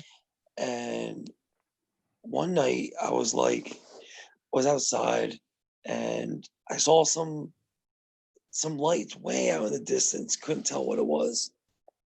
And this is years ago. And so I was like, what is that thing out in the distance? I can't tell what it is. And it looks like it's coming closer. So and I was living with my parents at the time, and I go and get my mom. And I'm like, oh my God, you gotta come check this out. You gotta see what this is. So she comes out, she goes, what? I'm like, you don't see that those lights in the distance? It looks like a plane. It's coming towards us. But it wasn't. It didn't have the characteristics of like flashing little warning lights and stuff like that. It was they weren't flashing. It was really strange. So we go out back, and it was like, I want to say it was like around 12 o'clock, 11:30 at night. So all of a sudden, this dude, I thought it was like a 747, but it wasn't. It was, again, it was like cigar shaped. Comes right over the house, and it had crazy lights, not a sound. You didn't, I mean, if a plane was a few hundred feet above your house, you would Yeah. hear it. Oh yeah, for sure. There was not a sound. Wow. And my mom was like, what is that? Oh my God, what is that? I'm like, I have no idea. And to this day, it freaked me out, and I still have no clue what it was. And Huh. it was like a real dark, like a dark pewter color. It was like a like a dark deep metal pewter, I guess. I don't know how else to describe it. Wow. And it just came right over our area, no sound. Like if if that was a plane, you would hear the engines. Yeah. Well, yeah. Yeah. And there was not a peep. And yeah, it had to be something that Wow. I couldn't explain. Yeah, Wow. That's good. it freaked me out. And that's the thing is like some of that stuff that like you hear about, and Ryan might join us back in here. He says the conversation is fascinating. He kind of wants to join in the conversation with us. Absolutely, We put all three of us on there. But yeah, that's things like people talk about that like there's like no sound, and it's like this crazy stuff. And I think about like years ago, you know, people were seeing like the stealth bomber and like all that stuff, and they didn't know what it was. Yeah. They couldn't tell what it was, and you know who knows, like like who's to say that it's even aliens, right? Like I mean, like that's I think a lot of where our initial thoughts go to, Yeah. when we see something crazy flying around. But just the idea and the concept of experimental aircraft, things, because stuff doesn't just come out of nowhere, right? It takes literally decades for technology to move. Yeah. And so who's to say, man, what we have that can do some crazy stuff nowadays, that because you think about like whatever we're going to be used in 20, 30 years from now. Yeah. That's what's going on right now, man. Mhm. That's what's in development. That's what they're trying to use. And there's some crazy stuff that's coming out these days, Oh yeah. and so just the stuff that we know, and that they can't tell us everything. Now, did you see the stuff that they just released like a couple of months ago, like once all this started, and I know there were like memes of it and everything where people were talking about like All the government, all the airplanes, all the yeah, the like all this UFO information Yeah, that yeah. it was like, and like nobody talked about it. Did you notice that? Well, okay, so here's the thing with that is because there's the CIA and the government actually have their hands in the media. And Yeah. if you go on the YouTube and type in Richard Doty, Richard Doty, it's his last name, Richard Doty, he does an hour and a half interview with Dr. Greer. Okay. And he talks about how back in the 50s and 60s and so on, the abductions that, people, I was abducted, and what, you don't believe these. Apparently, it wasn't aliens abducting people. We were abducting people. Apparently, the U.S. government was abducting Yes, I've heard people. that. I've heard that. And dude, I'm telling you, if you watch this uh uh um documentary, Close Encounters of the Fifth Kind, Mm-hmm. dude, it will blow your mind. Man, well, It, I've written it down. I definitely am interested in seeing like what in the world that's all about because there's so much information that this guy talks about because he was a special agent for, and he worked at Los Alamos. He worked at Nellis Air Force Base.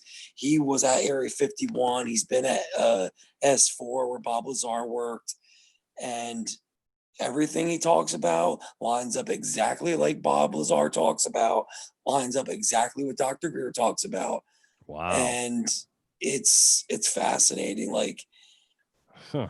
just to think that there's these crafts that we have in the Arizona desert that we can't explain, and we're trying to reverse engineer, Yeah. and Yeah. anti-gravity elements, and it's stuff that you can't even comprehend, and you know but they're not going to talk about it because like the No. guy Richard Doty talks about, he said, again, back in the 50s, 60s, 70s, they would have agents and people on the inside that dealt with the media. So when the media would talk about something, they would pay these people off to give them false information. Hmm. So apparently, um, Is like that I like can, that? Is that like the whole Men in Black thing? well, he said that there is a group of people, but it's not like a Men in Black. Like they don't like travel the country shooting aliens down. Sure. But there probably is still a group um, that will follow up on certain occasions to certain um, events, and they either will intimidate to the point of threatening you or your family, Huh. um, and or they will give you false information and lead it into a different direction. And it's the amount of information, it was just it was so much. And he was Wow. even talking about like he even knows who's going to win the next presidential election because Bernie Sanders because Bernie Sanders was telling a bunch of people like Joe Rogan and other people that if he got in the White House, he would disclose the UFO information. Sure. Yeah. Yeah. So this guy, Richard Doty, was already saying he knows who's going to win already. It's Joe Biden because he doesn't give two craps about that. And they're going to keep it quiet with him in office. So Huh. I guarantee Biden already wins. He's already going to win this election. Hmm. Not That's just because of interesting. that, not just because of that alone, but that's a biggie. Wow. That's interesting.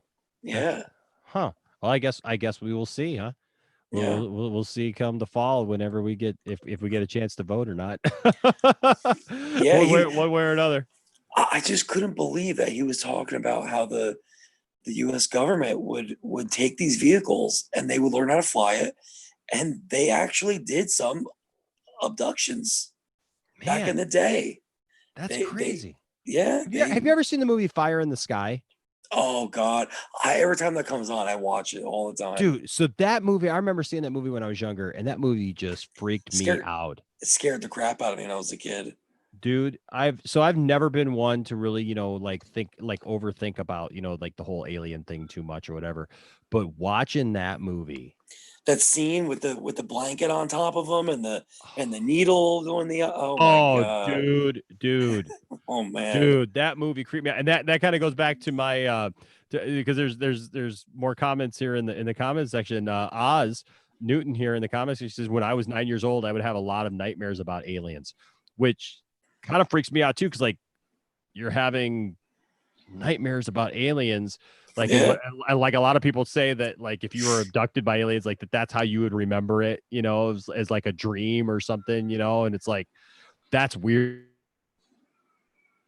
about, but yeah, I mean that movie, And then I love it because I'm gonna have to retitle this video when this video is done, because I want people to find this video for like what it is, right? That like You it's not should. just like that. It's not just like, oh, we just talked about random stuff, because like this has been fascinating. But yeah, and the thing is I love these discussions. I don't believe in all this stuff. I don't give credit to everything that I hear or whatever. But I love good, fun discussions about stuff, because it's stuff that makes you think. And it's like, anytime there's something there, right? Like it makes you Yeah. think like, well, what are the possibilities, right? Like, what is there a possibility that some of this is true? Like, people are seeing something, right? And like Caleb mentioned here, he goes, speaking of weird sightings, he says, I remember one time some of the cows on my grandparents' farm got eaten by a chupacabra. he says it was a giant lizard thing. It sucked their blood dry. And then down there he says it may have just been a large lizard, but it was walking on its hind legs. Oh God. Dude, I don't care if it's a chupacabra. I don't care if it is a lizard. If I see a giant lizard thing that's like eating things blood, because that stuff happens and nobody knows why. Yeah. I mean, that stuff's crazy yeah, there's cattle that are getting mutilated and literally their blood sucked right out of them and nobody knows why. Out on Skinwalker Ranch. Like, dude, come on. Are you kidding me? Like, nobody knows. Like how do we live in a world? Have you seen these things too? Like, people are catching on like their surveillance cams on like their houses and stuff, these weird like two-legged things. Have you seen those? Oh, I think I saw something like that a couple weeks ago. Dude, it's like super crazy, man. Like some of this stuff, like they look like, they almost look like carnival guys, like they're on stilts or something, and these legs are like, it looked like that it looked like that robot from Interstellar. Yeah. I'm bringing Ryan on here too to have this conversation with us. We're gonna delve as deep as we're gonna go down the rabbit hole even further. It's hard to stop once you get talking about it. I'm telling you, dude. But yeah, I mean, that's like the chupacabra thing, like the weird creature thing has always been a fascination of mine. Like, I remember growing up, I always wanted the Loch Ness monster to be real. Like, that's just, I've just always wanted that. I can't help it. It's just something I've always wished that, like, I wish that were real, because, and I'd love to go to Loch Ness one day and like stand on the shore and just kind of look out and see what I can see, but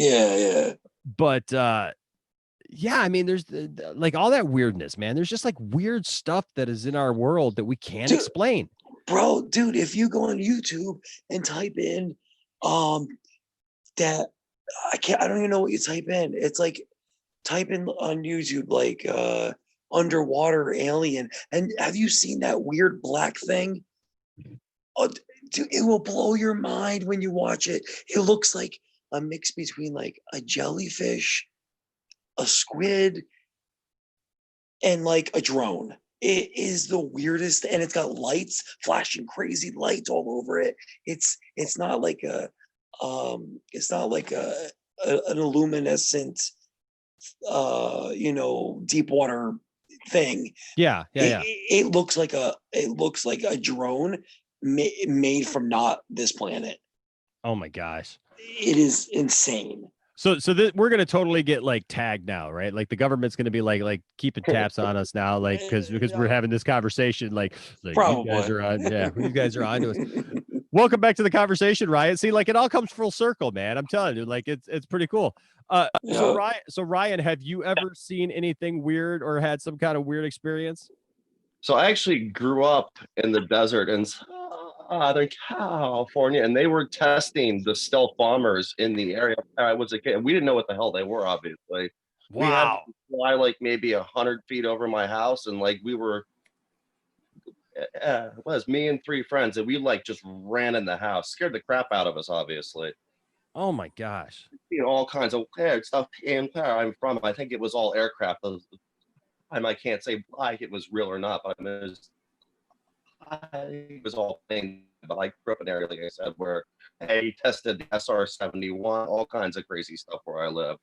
So I've seen some cool stuff in the sky, definitely. But at nighttime, Yeah, bomber like 3 lights with the travel. All you see is the 3 light. Crazy. Man, see that stuff is Being the devil there, pelican. there's just tons. What was that? His I audio was asking Pelican if he's ever the Jersey Devil because I know that's big where he lived. That's hilarious. So I was going to ask you about that too, because we started talking about, and that's where I was kind of like going next, because you're, like, what about this Jersey Devil we keep hearing about? So Clinton Road. Have you heard of Clinton Road out in New Jersey? I think so. Yeah. That's a big one. So apparently it's in that area. It's only like 15, 20 minutes from my house. And I mean, I've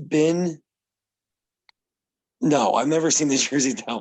I was dude, you had me. I was like, no. We're gonna get a reveal. He's got pictures. He's got video. Like exclusive right here on the Poindexter Lounge. The Jersey Devil is real. Pelican has seen it.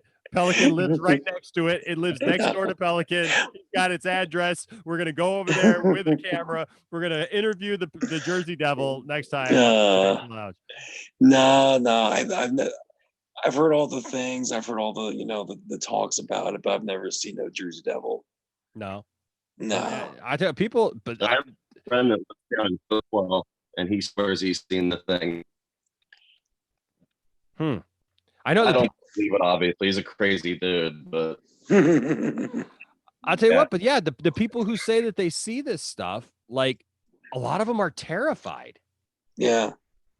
And I'll be honest with you. I mean, if I saw something like that, the way that they describe it, I'd be terrified too. I mean, like who wouldn't, right? I mean, although I think it's always funny because, like you watch, like I was saying earlier, like we watch these ghost shows, or like we watch these shows where like people are supposedly looking for this stuff, and one of the funniest things, I laughed my butt off because apparently it's the thing, the guys who do that show, Ghost Adventurers, they started off, they did a documentary, and they were out somewhere like in California, I think like Death Valley, California, and they were like at this hotel, like this old hotel, and it was before they got a show or whatever, and they do this thing where they go throughout this whole thing, and like there's like a dilapidated part of the hotel, and they're in there because of course the only time you can search for ghosts is at 2 3 in the morning, at night, with all the lights off, right?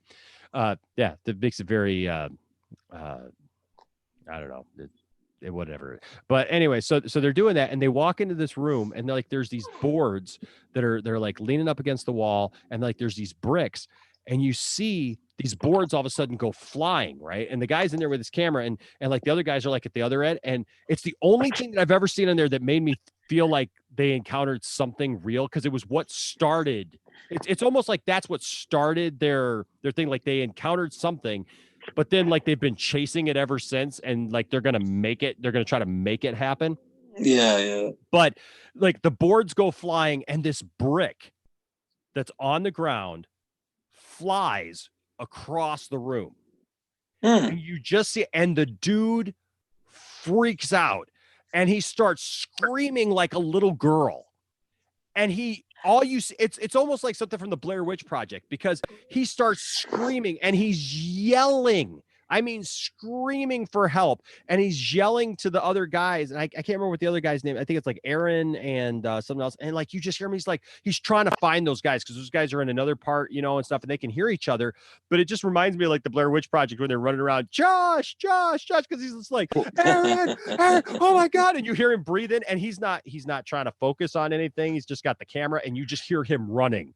You just hear him running through the dark, and he's just like, where are you guys? Oh my God, where are you guys? And they keep like showing the one little clip like over and over again. And I guess they had it analyzed and stuff. And they're like, because they wanted to show that like they didn't rig it, and they they showed, I guess, from that perspective, that like apparently, supposedly, you couldn't rig the brick to go flying the way that it did, that, it was reminiscent of being thrown or whatever. But yeah, like it terrified it. Like, and the guy was scared, and I don't know. I mean, you see something that you don't know what it is, stuff goes flying around, through a room or something. And there's a lot of people who say they encounter stuff that's That's crazy. I mean, a lot of our Hollywood movies that are now have been based Oh, absolutely. on somebody's story, you know? Yeah, absolutely. I mean, So I think they themselves out so much too that like they want to actually believe this stuff. That they allow themselves to be influenced by this stuff. You know what I mean? Oh yeah. Yeah. Well, yes. they get so sucked into it that they uh then all of a sudden they start looking for it everywhere. Right. And I think that's the problem with a lot of stuff like that, right? Like, I mean, just a lot of stuff in general. Like you start wanting to believe something, so you start seeing it everywhere. hmm You know? We got some. I love these comments, man. I love what these comments are in the comments. This is fascinating. I love how this night turned out. I like. I love it. I love it when like I just like because literally at 10 o'clock I'm sitting there watching TV with the family, and I'm like, you know what? I think I'm gonna do a live stream, and I think we're gonna do this like thing. And I want to do more of these, guys. This is great.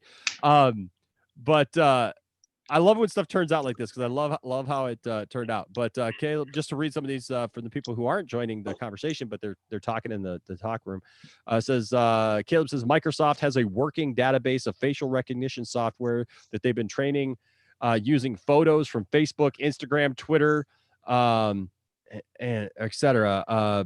When they then they want to turn it on. We're back in 1984, or basically they turn it on. We're back in 1984. That kind of stuff I can believe because look at all the stuff that's out there. Cylon Scotty says yes. He says you are speaking my language tonight, Poindexter. All right. Who wants to see me walking? Yeah. What was that, Ryan? What was that? I'm gonna have software that can like identify me. Like that's crazy. Yeah, well, I mean, they use that. I mean that kind of technology. So that's some crazy stuff. Caleb says there was an episode of Castle about that. I think it says where Castle and Beckett abducted by aliens and they revealed to be government agents. And this was like in 2005. Yeah, so it's like weird when you see that like art imitating stuff.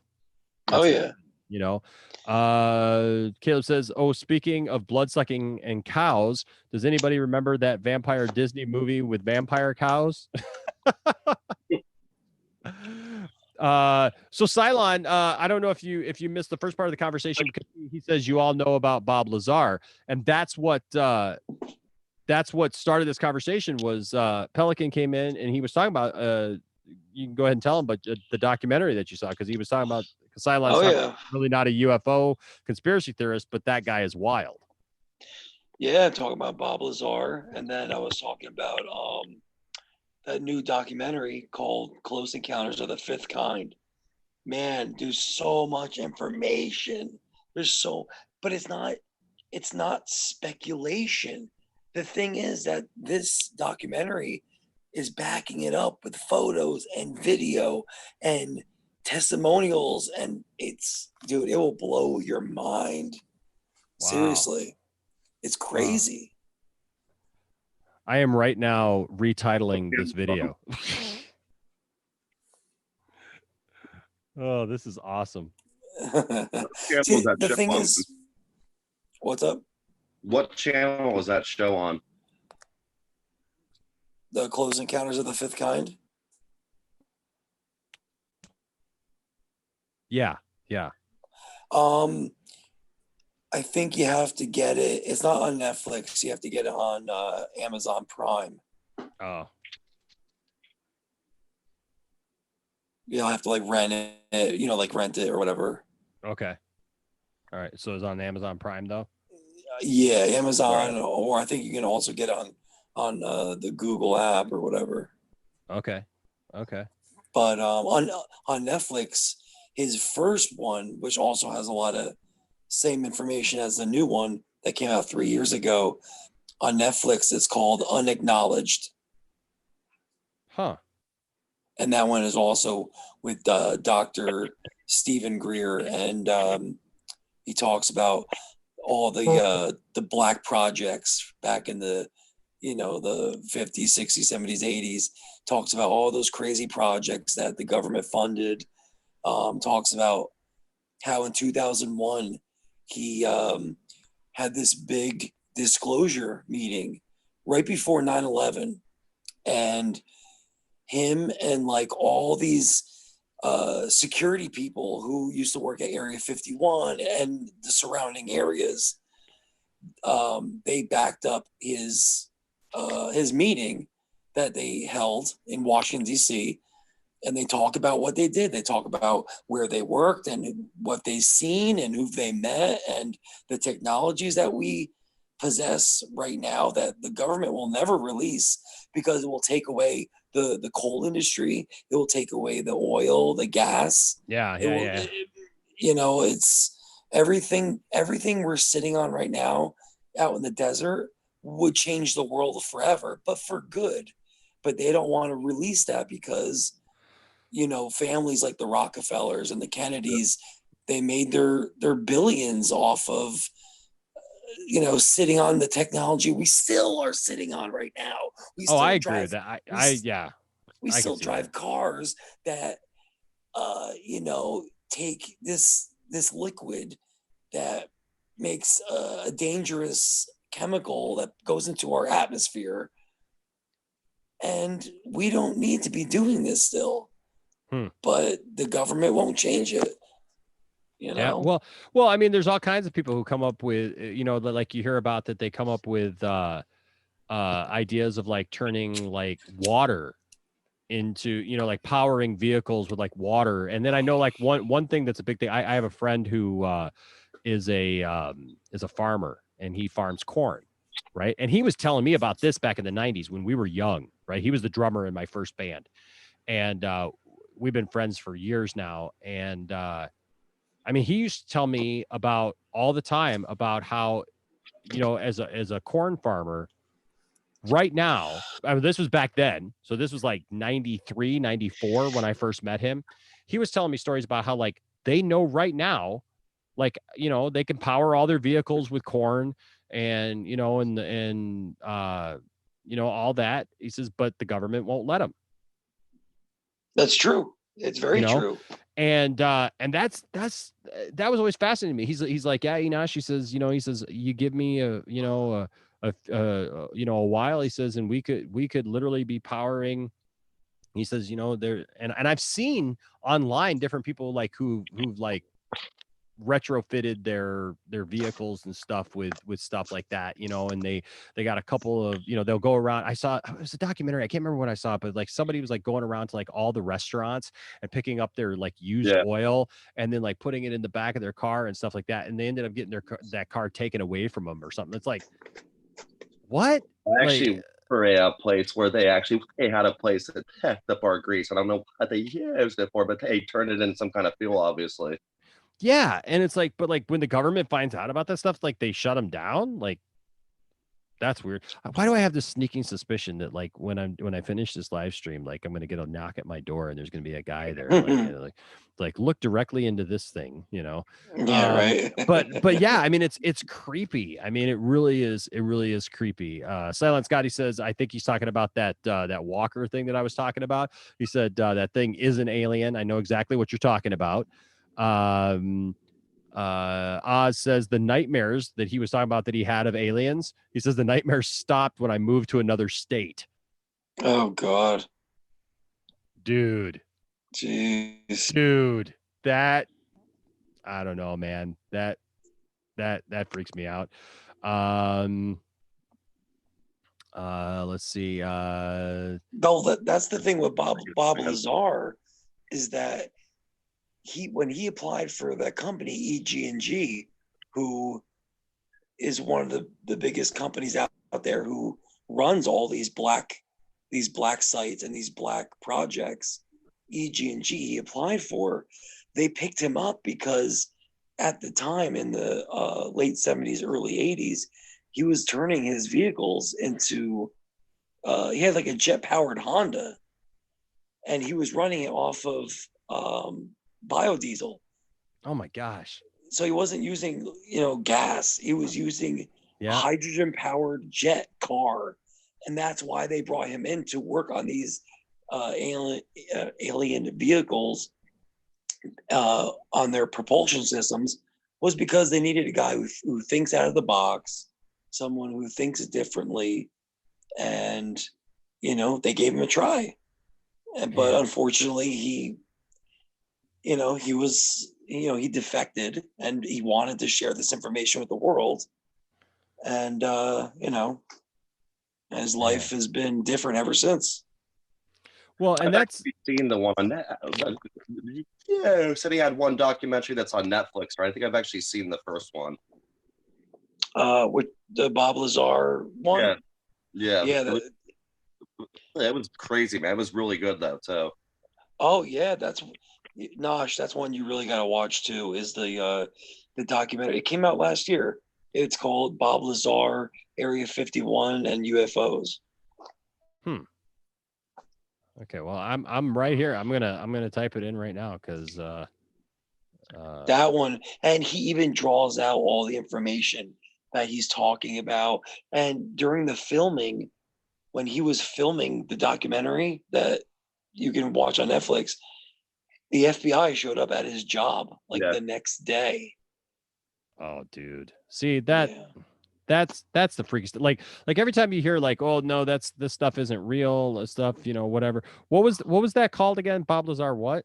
Bob Lazar, Area 51, and UFOs, right, Ryan? Something like that. I don't remember the name. I was half asleep when I thought. Well, if you look, yeah. It starts with his name. I know that for a fact. So I got something here that says Bob Lazar documentary 2018. That's okay. Well, yes, that's it. Area 51 and flying saucers. That's it. 100%.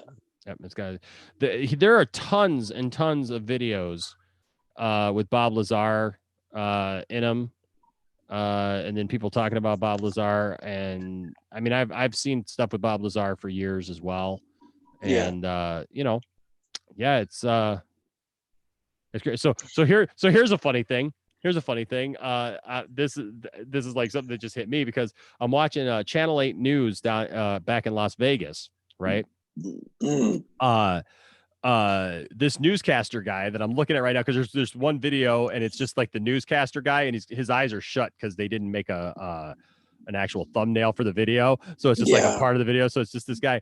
This is bringing me back flashbacks because when I was a kid, I was born in Vegas and I lived in Vegas, and then we went back to Vegas, and I used to my family, we would travel, and so we'd go back to Vegas because that's where our home church was. That's where our kind of our base of operations were for a long time, and until we moved to Michigan full time. And so we'd go back though. I used to go back every year and a half or so, and see friends and stuff, and see our church out there, and we'd sing and we'd preach out there and stuff like that. But like I was 12 years old, and I do concerts and stuff like that, and they came out, and Channel 8 came out and filmed me, and I've got the broadcast still or whatever, and so it's this guy, and so it was like weird because like I scroll it down, it was like, oh, that's the dude. There you go. Like total sidetrack, didn't have nothing to do with anything, but no, man. Well, I've got friends who live out in Indian Springs, Nevada, which is like where the Air Force Base is, and they've like all those people have told me like they've seen crazy stuff, because it's where the Air Force Base is out there, and that's where that underground bunker is I was telling you about in Indian Springs. Yeah. I've been to Indian Springs, man. I've spent tons of time in Indian Springs is about like 1 square mile. And there used to be all kinds of like there's all these buildings that are empty now. It's kind of creepy because our friends started a church out there, and so they started a church in one of the old government buildings, like one of the old Air Force buildings, and they had like, it was like a neighborhood, right? So it was like barracks, but it was like where the families all lived and stuff. So there's all these like little houses and stuff. And I think that those are like the only real buildings there. Cause like mostly everybody else lives in like trailers, right? Like modular homes and stuff like that. Like double wides and stuff. Yeah. Like they're, and like, there's people like who make a good living. Like they'll work in Vegas. And since Vegas is only like, a half hour away, they'll go into Vegas and they live out there because they just like the, and it may be different now, but I remember like this was probably like 10 years ago or so, the last time I was out there, and that's kind of how it was, still.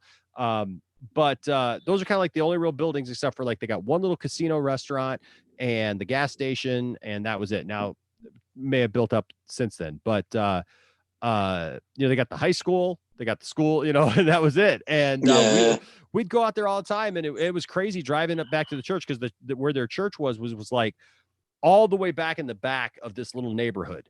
And you drive through, and it was like they stopped using those houses and those barracks. They were all uniform, they all looked the same and everything, and they were just empty, man. And it was just like, I mean, dude, it was so creepy to drive through, because you got streets and and these places, and then it's it's just like empty. and you're just driving through this neighborhood that there's nothing there. Nobody lives there, nothing. And then you come upon the building in the back that was, I don't know what the building was before, but now it was a church, and that's where their church was. And Wow. yeah, man, it talk about like kind of like just unsettling, almost like something out of Terminator or something like that. Sounds like Chernobyl or something. Yeah, definitely that vibe, where like there was once something thriving there, there was once people there, stuff was going on, and then like it just nothing. Just nothing. There's a base in Victorville, California, that's kind of like exactly the same thing. It was like the old air testing site, and the whole place is just abandoned. You drive through this place now, and it's just so creepy. And it's like you still see people there though too. It's like there might be something going on like somewhere, like one of the back buildings or something, but stuff like that's crazy. Yeah. Yep. I'll tell you, and you know what? It's weird, man. I'm seeing it like around here, because here in my area, they're starting to let up on some of the stay-at-home stuff, and and obviously like restaurants are starting to reopen and stuff, but there's a lot of places, man, that are not reopening.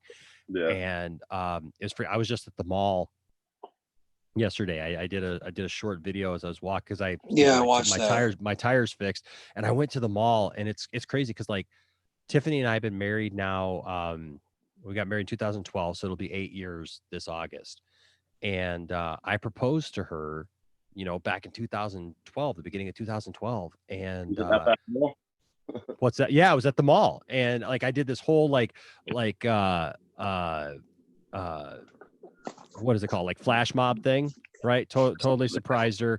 And it was really cool. And I sang to her, and I came down the escalator and stuff. And like, we had like 150 people that were there for us. And then there was like probably like 300 more people that were just surrounding and stuff that we had told and everything. We set up a sound system. Like, you'll like this, Ryan. I've never told you this, have I, Ryan? I've actually seen that. Have you seen it? Yeah, that was like, there's nothing that I could ever do to propose that would even come close to that. Like, oh my god, dude, something halfway. Let's put it like that. No, I don't. And I've helped actually some friends of mine.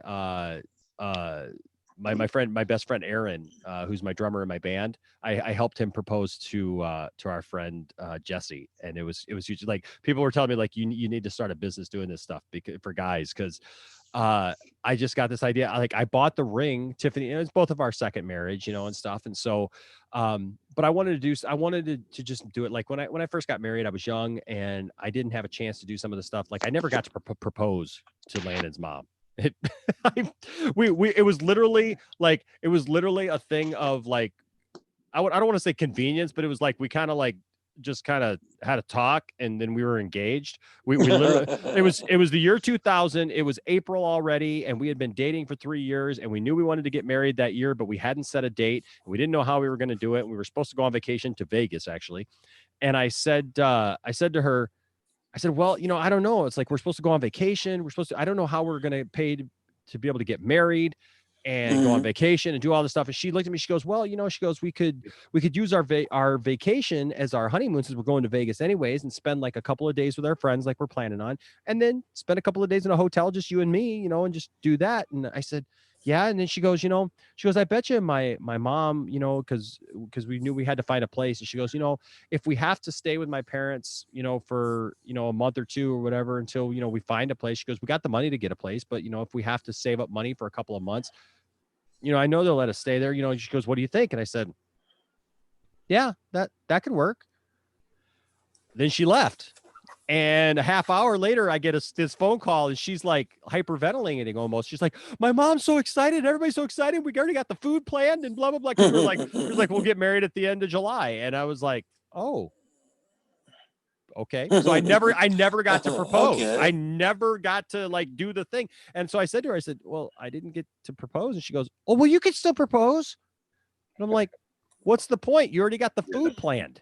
Yeah, really. Like seriously, like, like the whole thing is planned already. So I felt cheated. And obviously that didn't work out. So with Tiff, you went to the extreme. So I was like, man, It was like a scene from a movie. yeah, and Really? like, oh, dude, I'm so It was crazy. Tiffany, knowing that this was special, this was, because Tiffany and I just gel. Like, like we don't talk about it a lot on the channel, but like seriously, I can tell. I can see it. Tiffany and I just gel. And it's what's weird is Tiffany and I have known each other for like 22 years, right? So this is for all you guys watching the channel. We've known each other for 22 years. We were friends.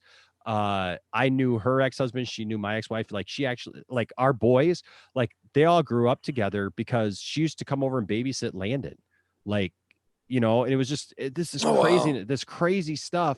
And it's just amazing where life takes you, I mean, like stuff happened and Oh yeah. stuff happened in her life first, and then later happened in my life, and it was stuff kind of out of our control, and then we both kind of found ourselves there. And it was funny because we even fought off, like after I went through what I went through with my divorce, like I didn't want to date anybody. I didn't want to talk to anybody. I didn't want to, like I went on a couple of dates, but I really wasn't interested.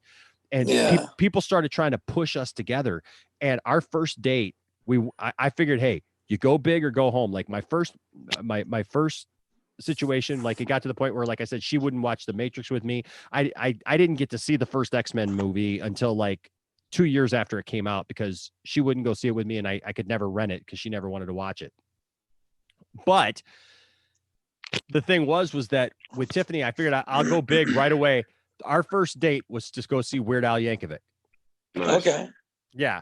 And so and she loved it and she had a great time. And I was like, hold on a second. Girls don't normally love this stuff. Like, what? Right. And I was like, hold on, she's pretty, like, and she's digging this kind of like nerdy thing, this nerdy vibe that I got going on. Like, what's going on? And then like we didn't talk to each other for like a long while after that. And then when we started dating was on Valentine's Day of 2011, I think. Oh wow. And it was totally like random. I was really upset that day. I was really frustrated. And I made this post on Facebook because I'd gotten into a fight with my ex-wife. And I said, you know what? I need to find a woman who is more, I was being stupid. I was just like, I need to find a woman who's more lovey and less fighty, just being kind of silly. And all my friends start chiming in and stuff. And they're like, well, yeah, we need to find you a woman. We need to find you a woman. And all of a sudden here comes Tiffany and she chimes in and she just says, she goes, I'm not fighty. And I went, and so I come back at her and I'm like, so are you applying for the position? Are you applying? Right. And she goes, maybe. What does it entail? And I said, well, there's a questionnaire. And so like I start sending her, I like, we're in this thread literally on Facebook, right? And like all of our friends are in this thread and stuff.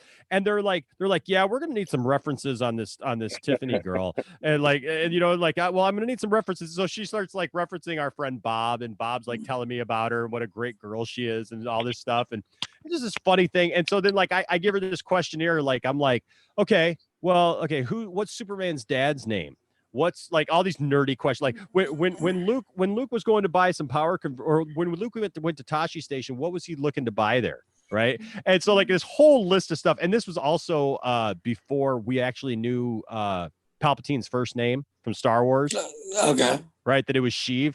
And so like she actually went looking up this stuff because I asked her what the Emperor's first name is and stuff, and like what people thought it was back then, like she posted and stuff. And so like this long thread. And so finally I said, well, you know what? All your references check out. And I like your questions. I said, I think we're ready to move forward with you, possibly for this position. I said, so I guess the question is, will you be my girlfriend? And so she said yes. And that was the craziest stupid. It was all over Facebook, man. It was all over Facebook that we started dating. And then I didn't get to see her for 3 days because she lived an hour away from me. Oh, wow. So our whole dating experience was all long distance. We used to watch TV shows. I mean, doing like the live streams that we do now reminds us so much of that, because we would sync up our DVRs and we'd be on the phone, and we would go, okay, 1, 2, 3. And we'd watch our shows together and do stuff like that together when we didn't get to see each other throughout the week.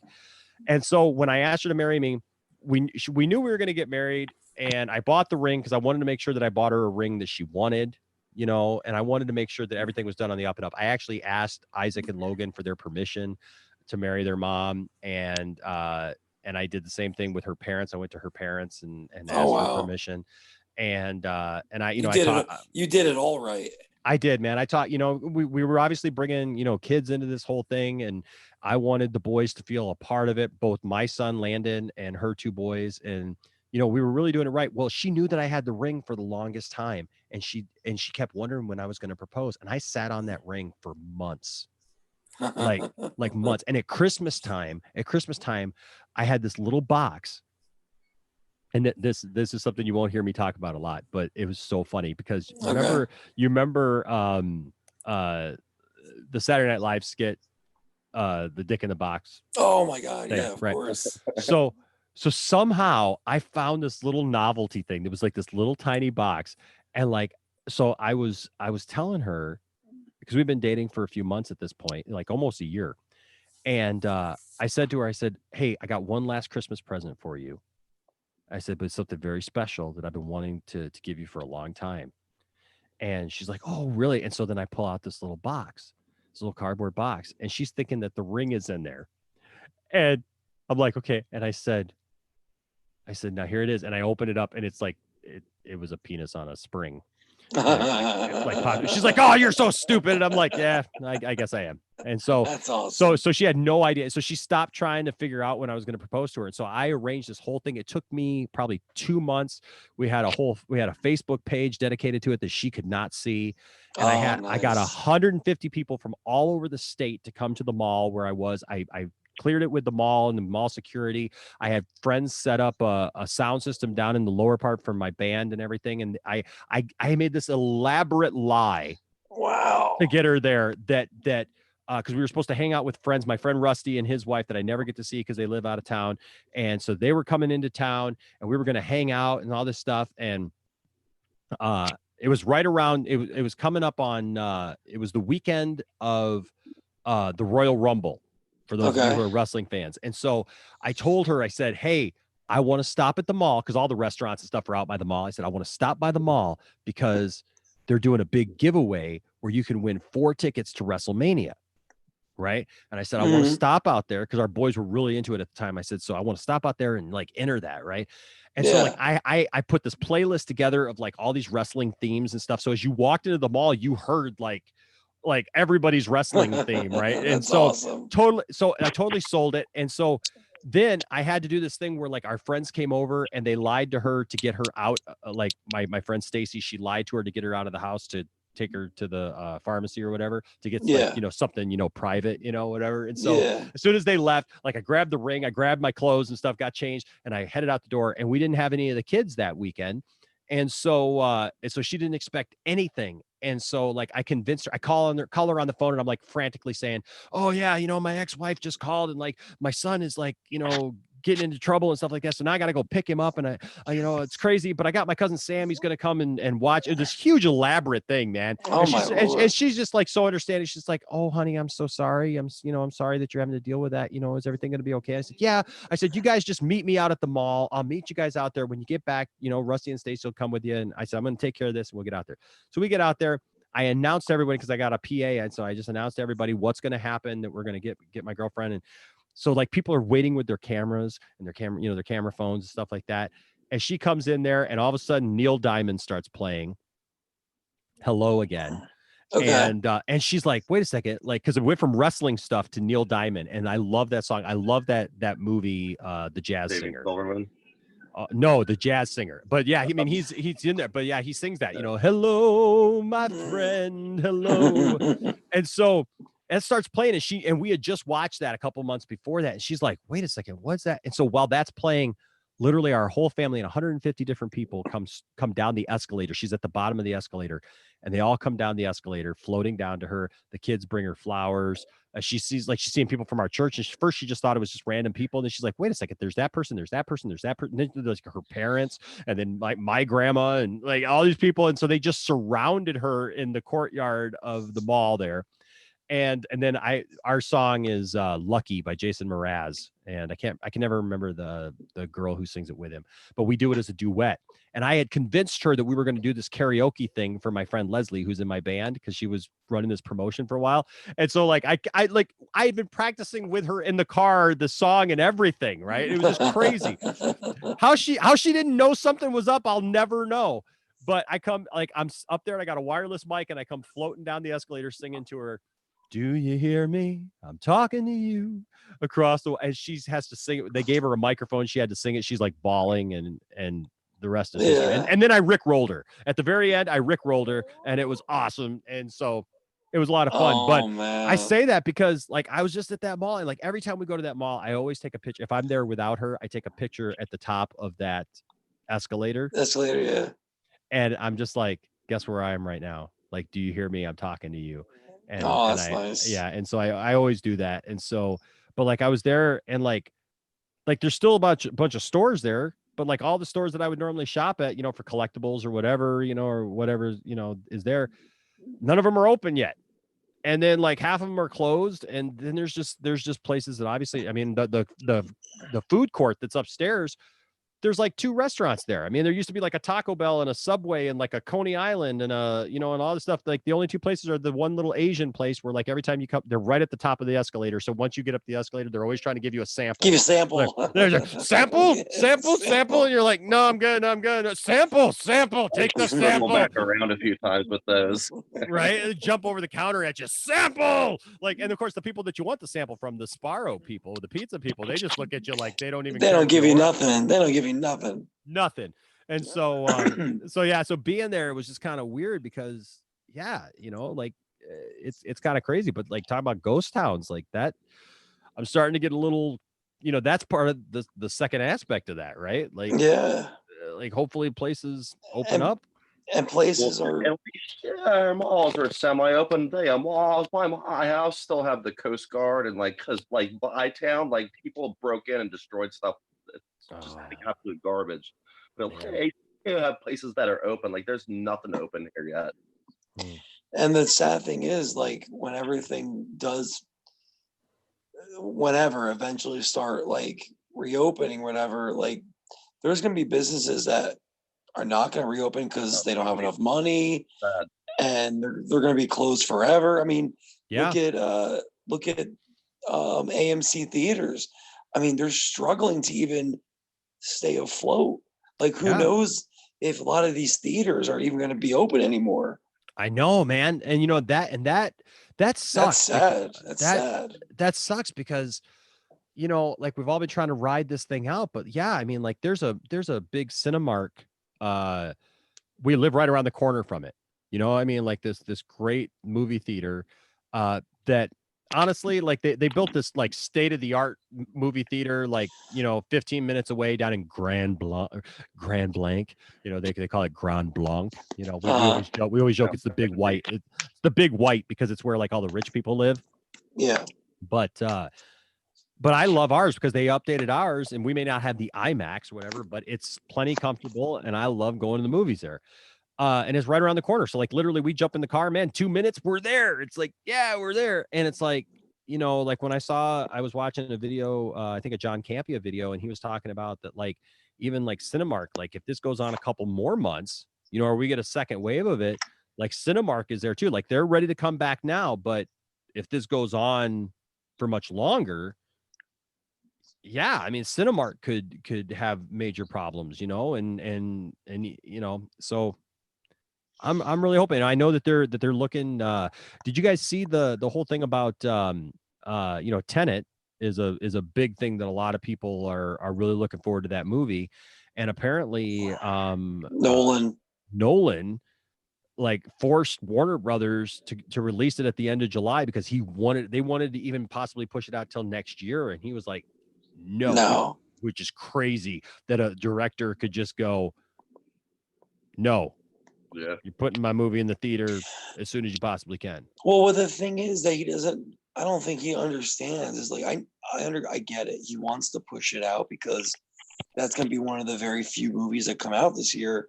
And everyone's going to go see it because, one, it's Christopher Nolan. And Yeah. two, the movie People looks want to see it anyways. insane. Yeah, exactly.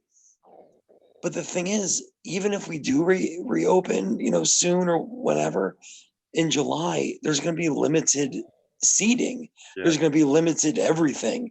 Yeah. So, I think him coming out with that movie in July is not the smartest idea, but it's not my idea. It's Yeah, his idea. I mean, I guess he gets 20% of the box office gross from that. Now, wow. I don't know if it's like a specific amount of time, like right away, or if it's like overall, because John Campea made it sound like it might be possibly like overall. So if the movie makes $1 billion, he gets $200 million. Wow. Like on top of everything else. I mean, he was saying that they're probably not going to make money off of Tenet, even though it's like this thing. Cause like, I don't even know what the movie's about, to be quite honest with you. Like everybody's like hype for it. People keep asking me because of the channel, like, are you ready for Tenet? Are you ready for Tenet? And I'm like, have you seen the trailer? I saw the trailer, but I don't really understand the trailer. It's weird, man. Yeah. Like it's strange, but people are all hyped for it. And I know it's Christopher Nolan. So like you said, you're going to trust that it's Christopher Nolan, right? And he's obviously a cash cow for them, and that's why they're pushing forward with this. But yeah, it's weird, man, because it's like, who's going to go to the movie theater? That's the question, right? Like, who's going to be like, look, me, I'm at a time right now in my life where if the theater's open and there's something like if Wonder Woman 84 came out right away instead of getting pushed back like it is, and it was coming out the normal time that it's supposed to be, I'd put my mask on and I would go watch Wonder Woman 84 because that's something, man. It's like, hey, yep, I'm there. I don't, I know there's a lot of people who are really excited for Tenet, but it's not a proven commodity yet, right? It's really not. So I don't know if I'm willing to risk all that to go see a movie. And I look, I could go see it and it could be the most amazing movie, blow my mind thing. And I'm not taking away from the movie. I'm just saying, like, knowing what I know about it, like it's not like it stirs something in me. Like if you were going to tell me like the Zack Snyder cut was going to be in theaters in July, like I'd be like, okay, yeah, here's my mask, man. Sign me up. I'm there, But yeah, I just don't know right now, like who's going to show up, like you said, like who's going to take that risk at this point. My church is opening up. Now we have a church that we seat about 2,000 people, but wow, that's a lot. Yeah, it's a good sized church. I mean, we seat about we can get about 1,800 to 2,000 in there, and typically we have between the two services about 1,300 to 1,400 people a week between two services. Wow. Yeah, so it's cool, but the thing is that like we have taken so many precautions because this coming Sunday is our first Sunday back, right? But the thing is that with that, like we did a test run this last Sunday, so we didn't invite the public. It was just basically, like our families, the people who are involved, and stuff like that. And because we have two services and we stacked them differently, so usually they used to start at 9:30 and at 11, and so now it's starting at 9 a.m. and 11:15. So there's time literally between the services where everything gets wiped down, everything gets cleaned, all the pews, everything. Like we got a crew that they were just amazing on Sunday, man. They just like, boom, they hit it. All the bathrooms, and we split it up. So like one side is for high risk people or for people who are wearing masks, right? And so only people who are wearing masks can come in the west side entrance, right? Because we have an east side and a west side. And so only the mask wearers can come in the west side. Only mask wearers can congregate on that side, and only mask wearers can sit on that side, right? And so we have signage that says that. We've got hand sanitizer everywhere for people and stuff. And that bathroom on the west side is only for people wearing masks. Now the people wearing masks can go anywhere they want to go in the building, right? But but then also we're trying to be dude, listen, trying to be a pastor of like one of the pastors, one of the leaders of a church that size, like in the midst of like everybody's personal opinions right now of how this thing should be handled, Yeah. really, really hard. I do not like, I know from like my angle, the stuff that I oversee, it's hard because I've gotten emails from people on both sides, some people telling me that basically, because I oversee, not only am I the worship pastor and do the music and stuff like that, but also I oversee like the greeters, the ushers, the security team, stuff like that. We run a program called Celebrate Recovery for people who are recovering from various things. And so like, because I got that security team, that greeter team, and that usher team, like those are the people who say hi to people, shake their hands, and everything. And so like when this whole thing started, like I was getting emails from people that, like, some people that were like, you better not ever allow anybody to shake a hand ever again or give a hug or like anything. And I'm like, Oh, come on. you know what I mean? Like that, Yeah. we're going to get through this eventually. And, Yeah, I'm of sorry, course. but the introverts aren't going to like control the world. You know what I mean? Like I get Yeah. it. If you don't want to shake a hand, you don't have to shake a hand. If you don't, like we used to have a time, obviously, where, we would like break down and everybody could say hi to each other, whatever. And we call it passing the peace. But we don't do that anymore. We're not doing that right now in the face of all this, because obviously you can't shake a hand. You can't give a hug right now is like you used to be able to. We're not passing an offering plate. We're not doing, we've got stations, for different things. And then, the east side, either if people are wearing a mask and they want to sit with their family of people who don't wear masks, they can sit over there and, whatever. But it's interesting because like this is going to be our first Sunday back. We just did our test run this last week. And even though it went really well and everybody did really good and stuff, like there were still like a couple of people, right? Like I had to come out like there were a couple that I love these people to death. They are my friends, but like they weren't wearing a mask in the mask wearing area. Yeah. You know what I mean? And it's like I had to come out and say, guys, hey, and for the most part, everybody's cool with it. But you know what I'm saying? It's like you're gonna get those people. yeah. And so Yeah. like, just having to deal with that stuff. But so I'm really curious because we did a survey of the church because we got so many people that it was like we did a survey that said, okay, what percentage of you want to come back right now? What percentage of you want to wait a couple of weeks, and kind of see how things are going? What percentage of people you're not coming back until there's a vaccine, right? And then like what percentage of people are out there that just say, well, you know what, we've been doing it this live stream thing, we like that, we're going to keep it that way. And so it's fascinating, because like I think it was like 68% of people wanted to come back right now. Yeah. But there was a good portion of people who were like, no, I'm not coming back till there's a vaccine, and Wow. who knows when that's going to be, That's not till next year, probably. Yeah. And so it's crazy. So, I mean, like if we're talking that for church, for people who are dedicated to something that they believe and they, like it's part of their life, and like, and they're telling us, well, we're not going to be back right away, which is understandable.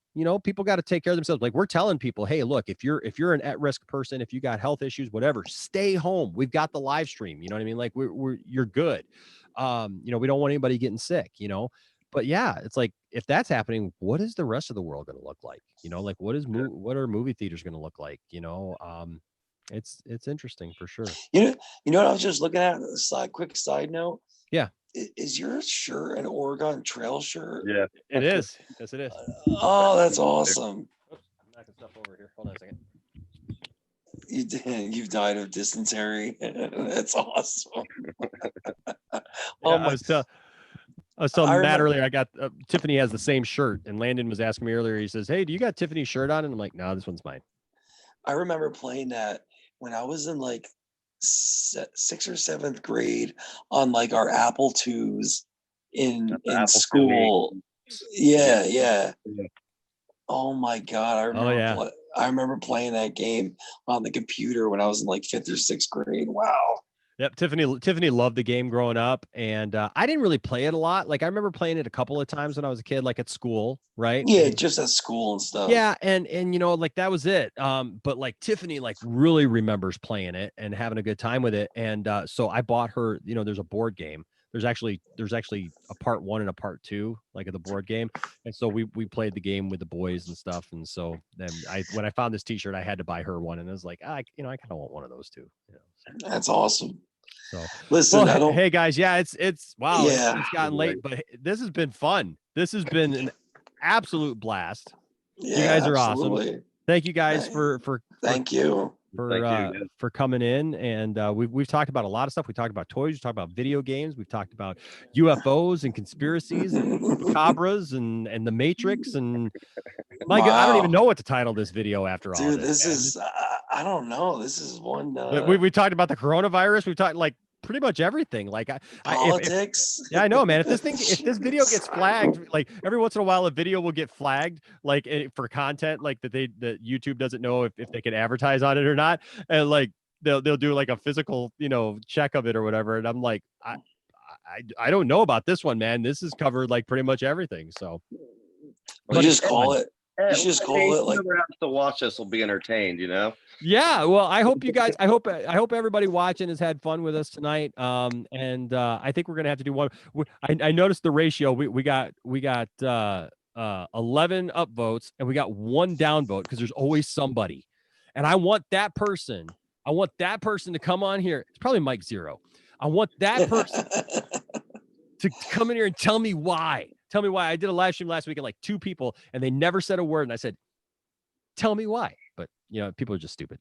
But I've enjoyed this. I think it's been fascinating. I hope that all of you out there watching this have enjoyed it. If you're watching this later, hey, thanks for sticking with us.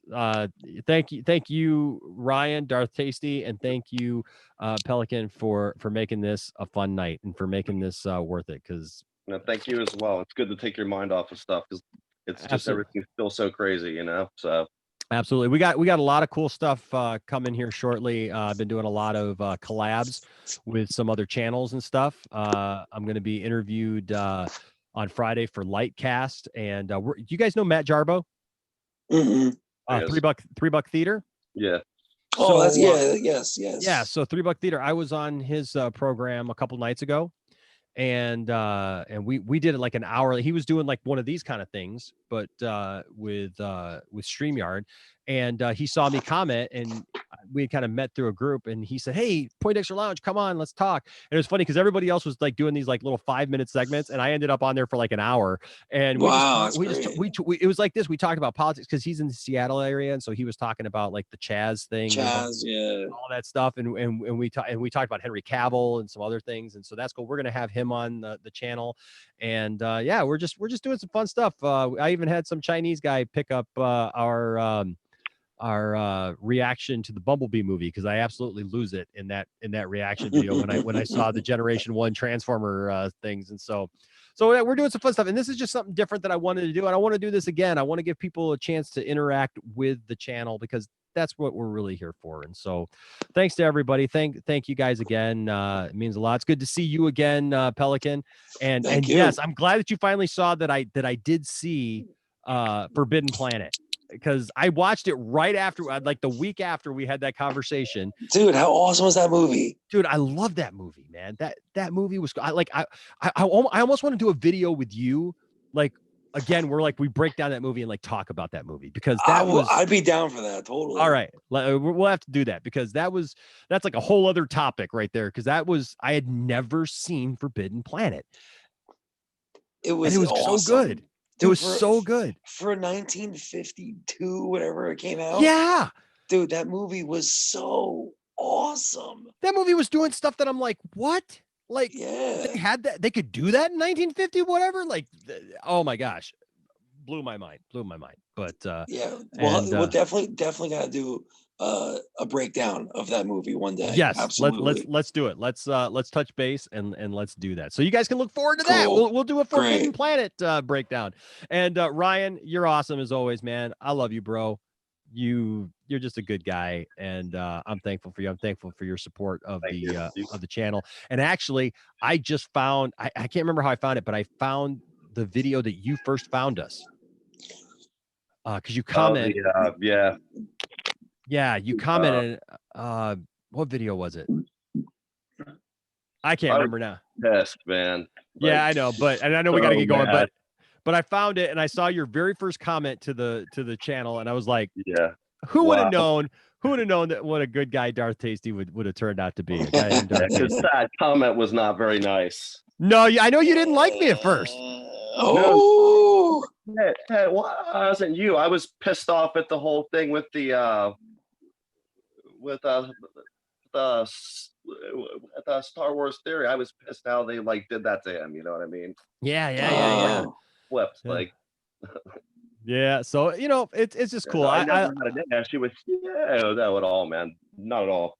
Yeah. Well, I appreciate that. So, but I know we got to get going. But hey, guys, thanks again for joining me. And hey, thank you guys for supporting the Point Extra Lounge. We really appreciate all of you. Don't forget, we do have a giveaway this month. If you are a Patreon supporter or you give anything in the super chat, we're giving away this Weird Al Yankovic video. Just like, it brings us back to mine and Tiffany's first date.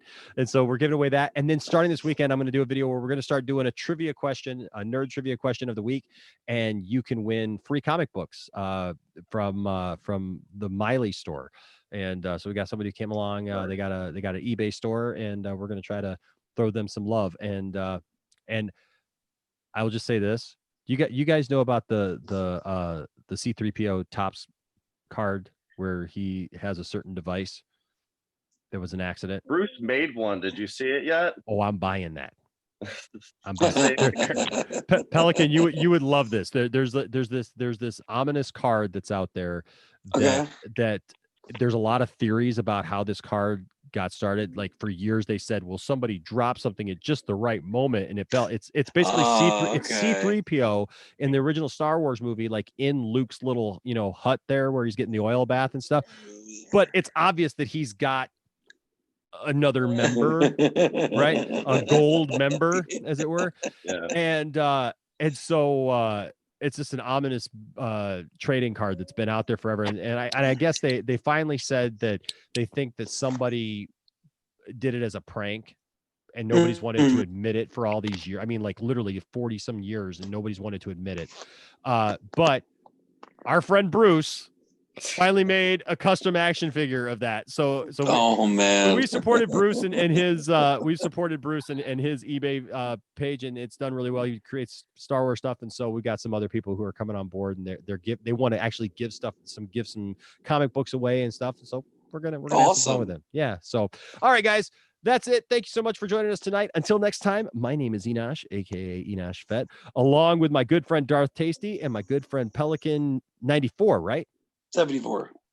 I knew I was going to mess that up. I couldn't see it right here on my thing. And I was like, I got to go to the other page, but I'm not going to. Pelican 74.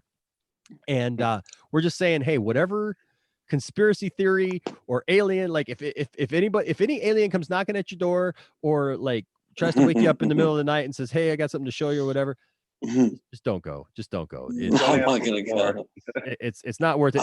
If you see lights, probably don't chase them down. I'm gonna tell them straight up. I'm staying in the Matrix. There you go. Stay in the we really have covered a lot today. Stay in the Matrix. Don't just eat your steak and have fun. No, straight up. I love that comment. Blah, blah, blah. Like it's bliss. I'll just stay in there. I'll just stay in there. We're gonna stay in the Matrix. All right, guys. Until next time. Bye-bye. Bye-bye. See you guys. Bye-bye.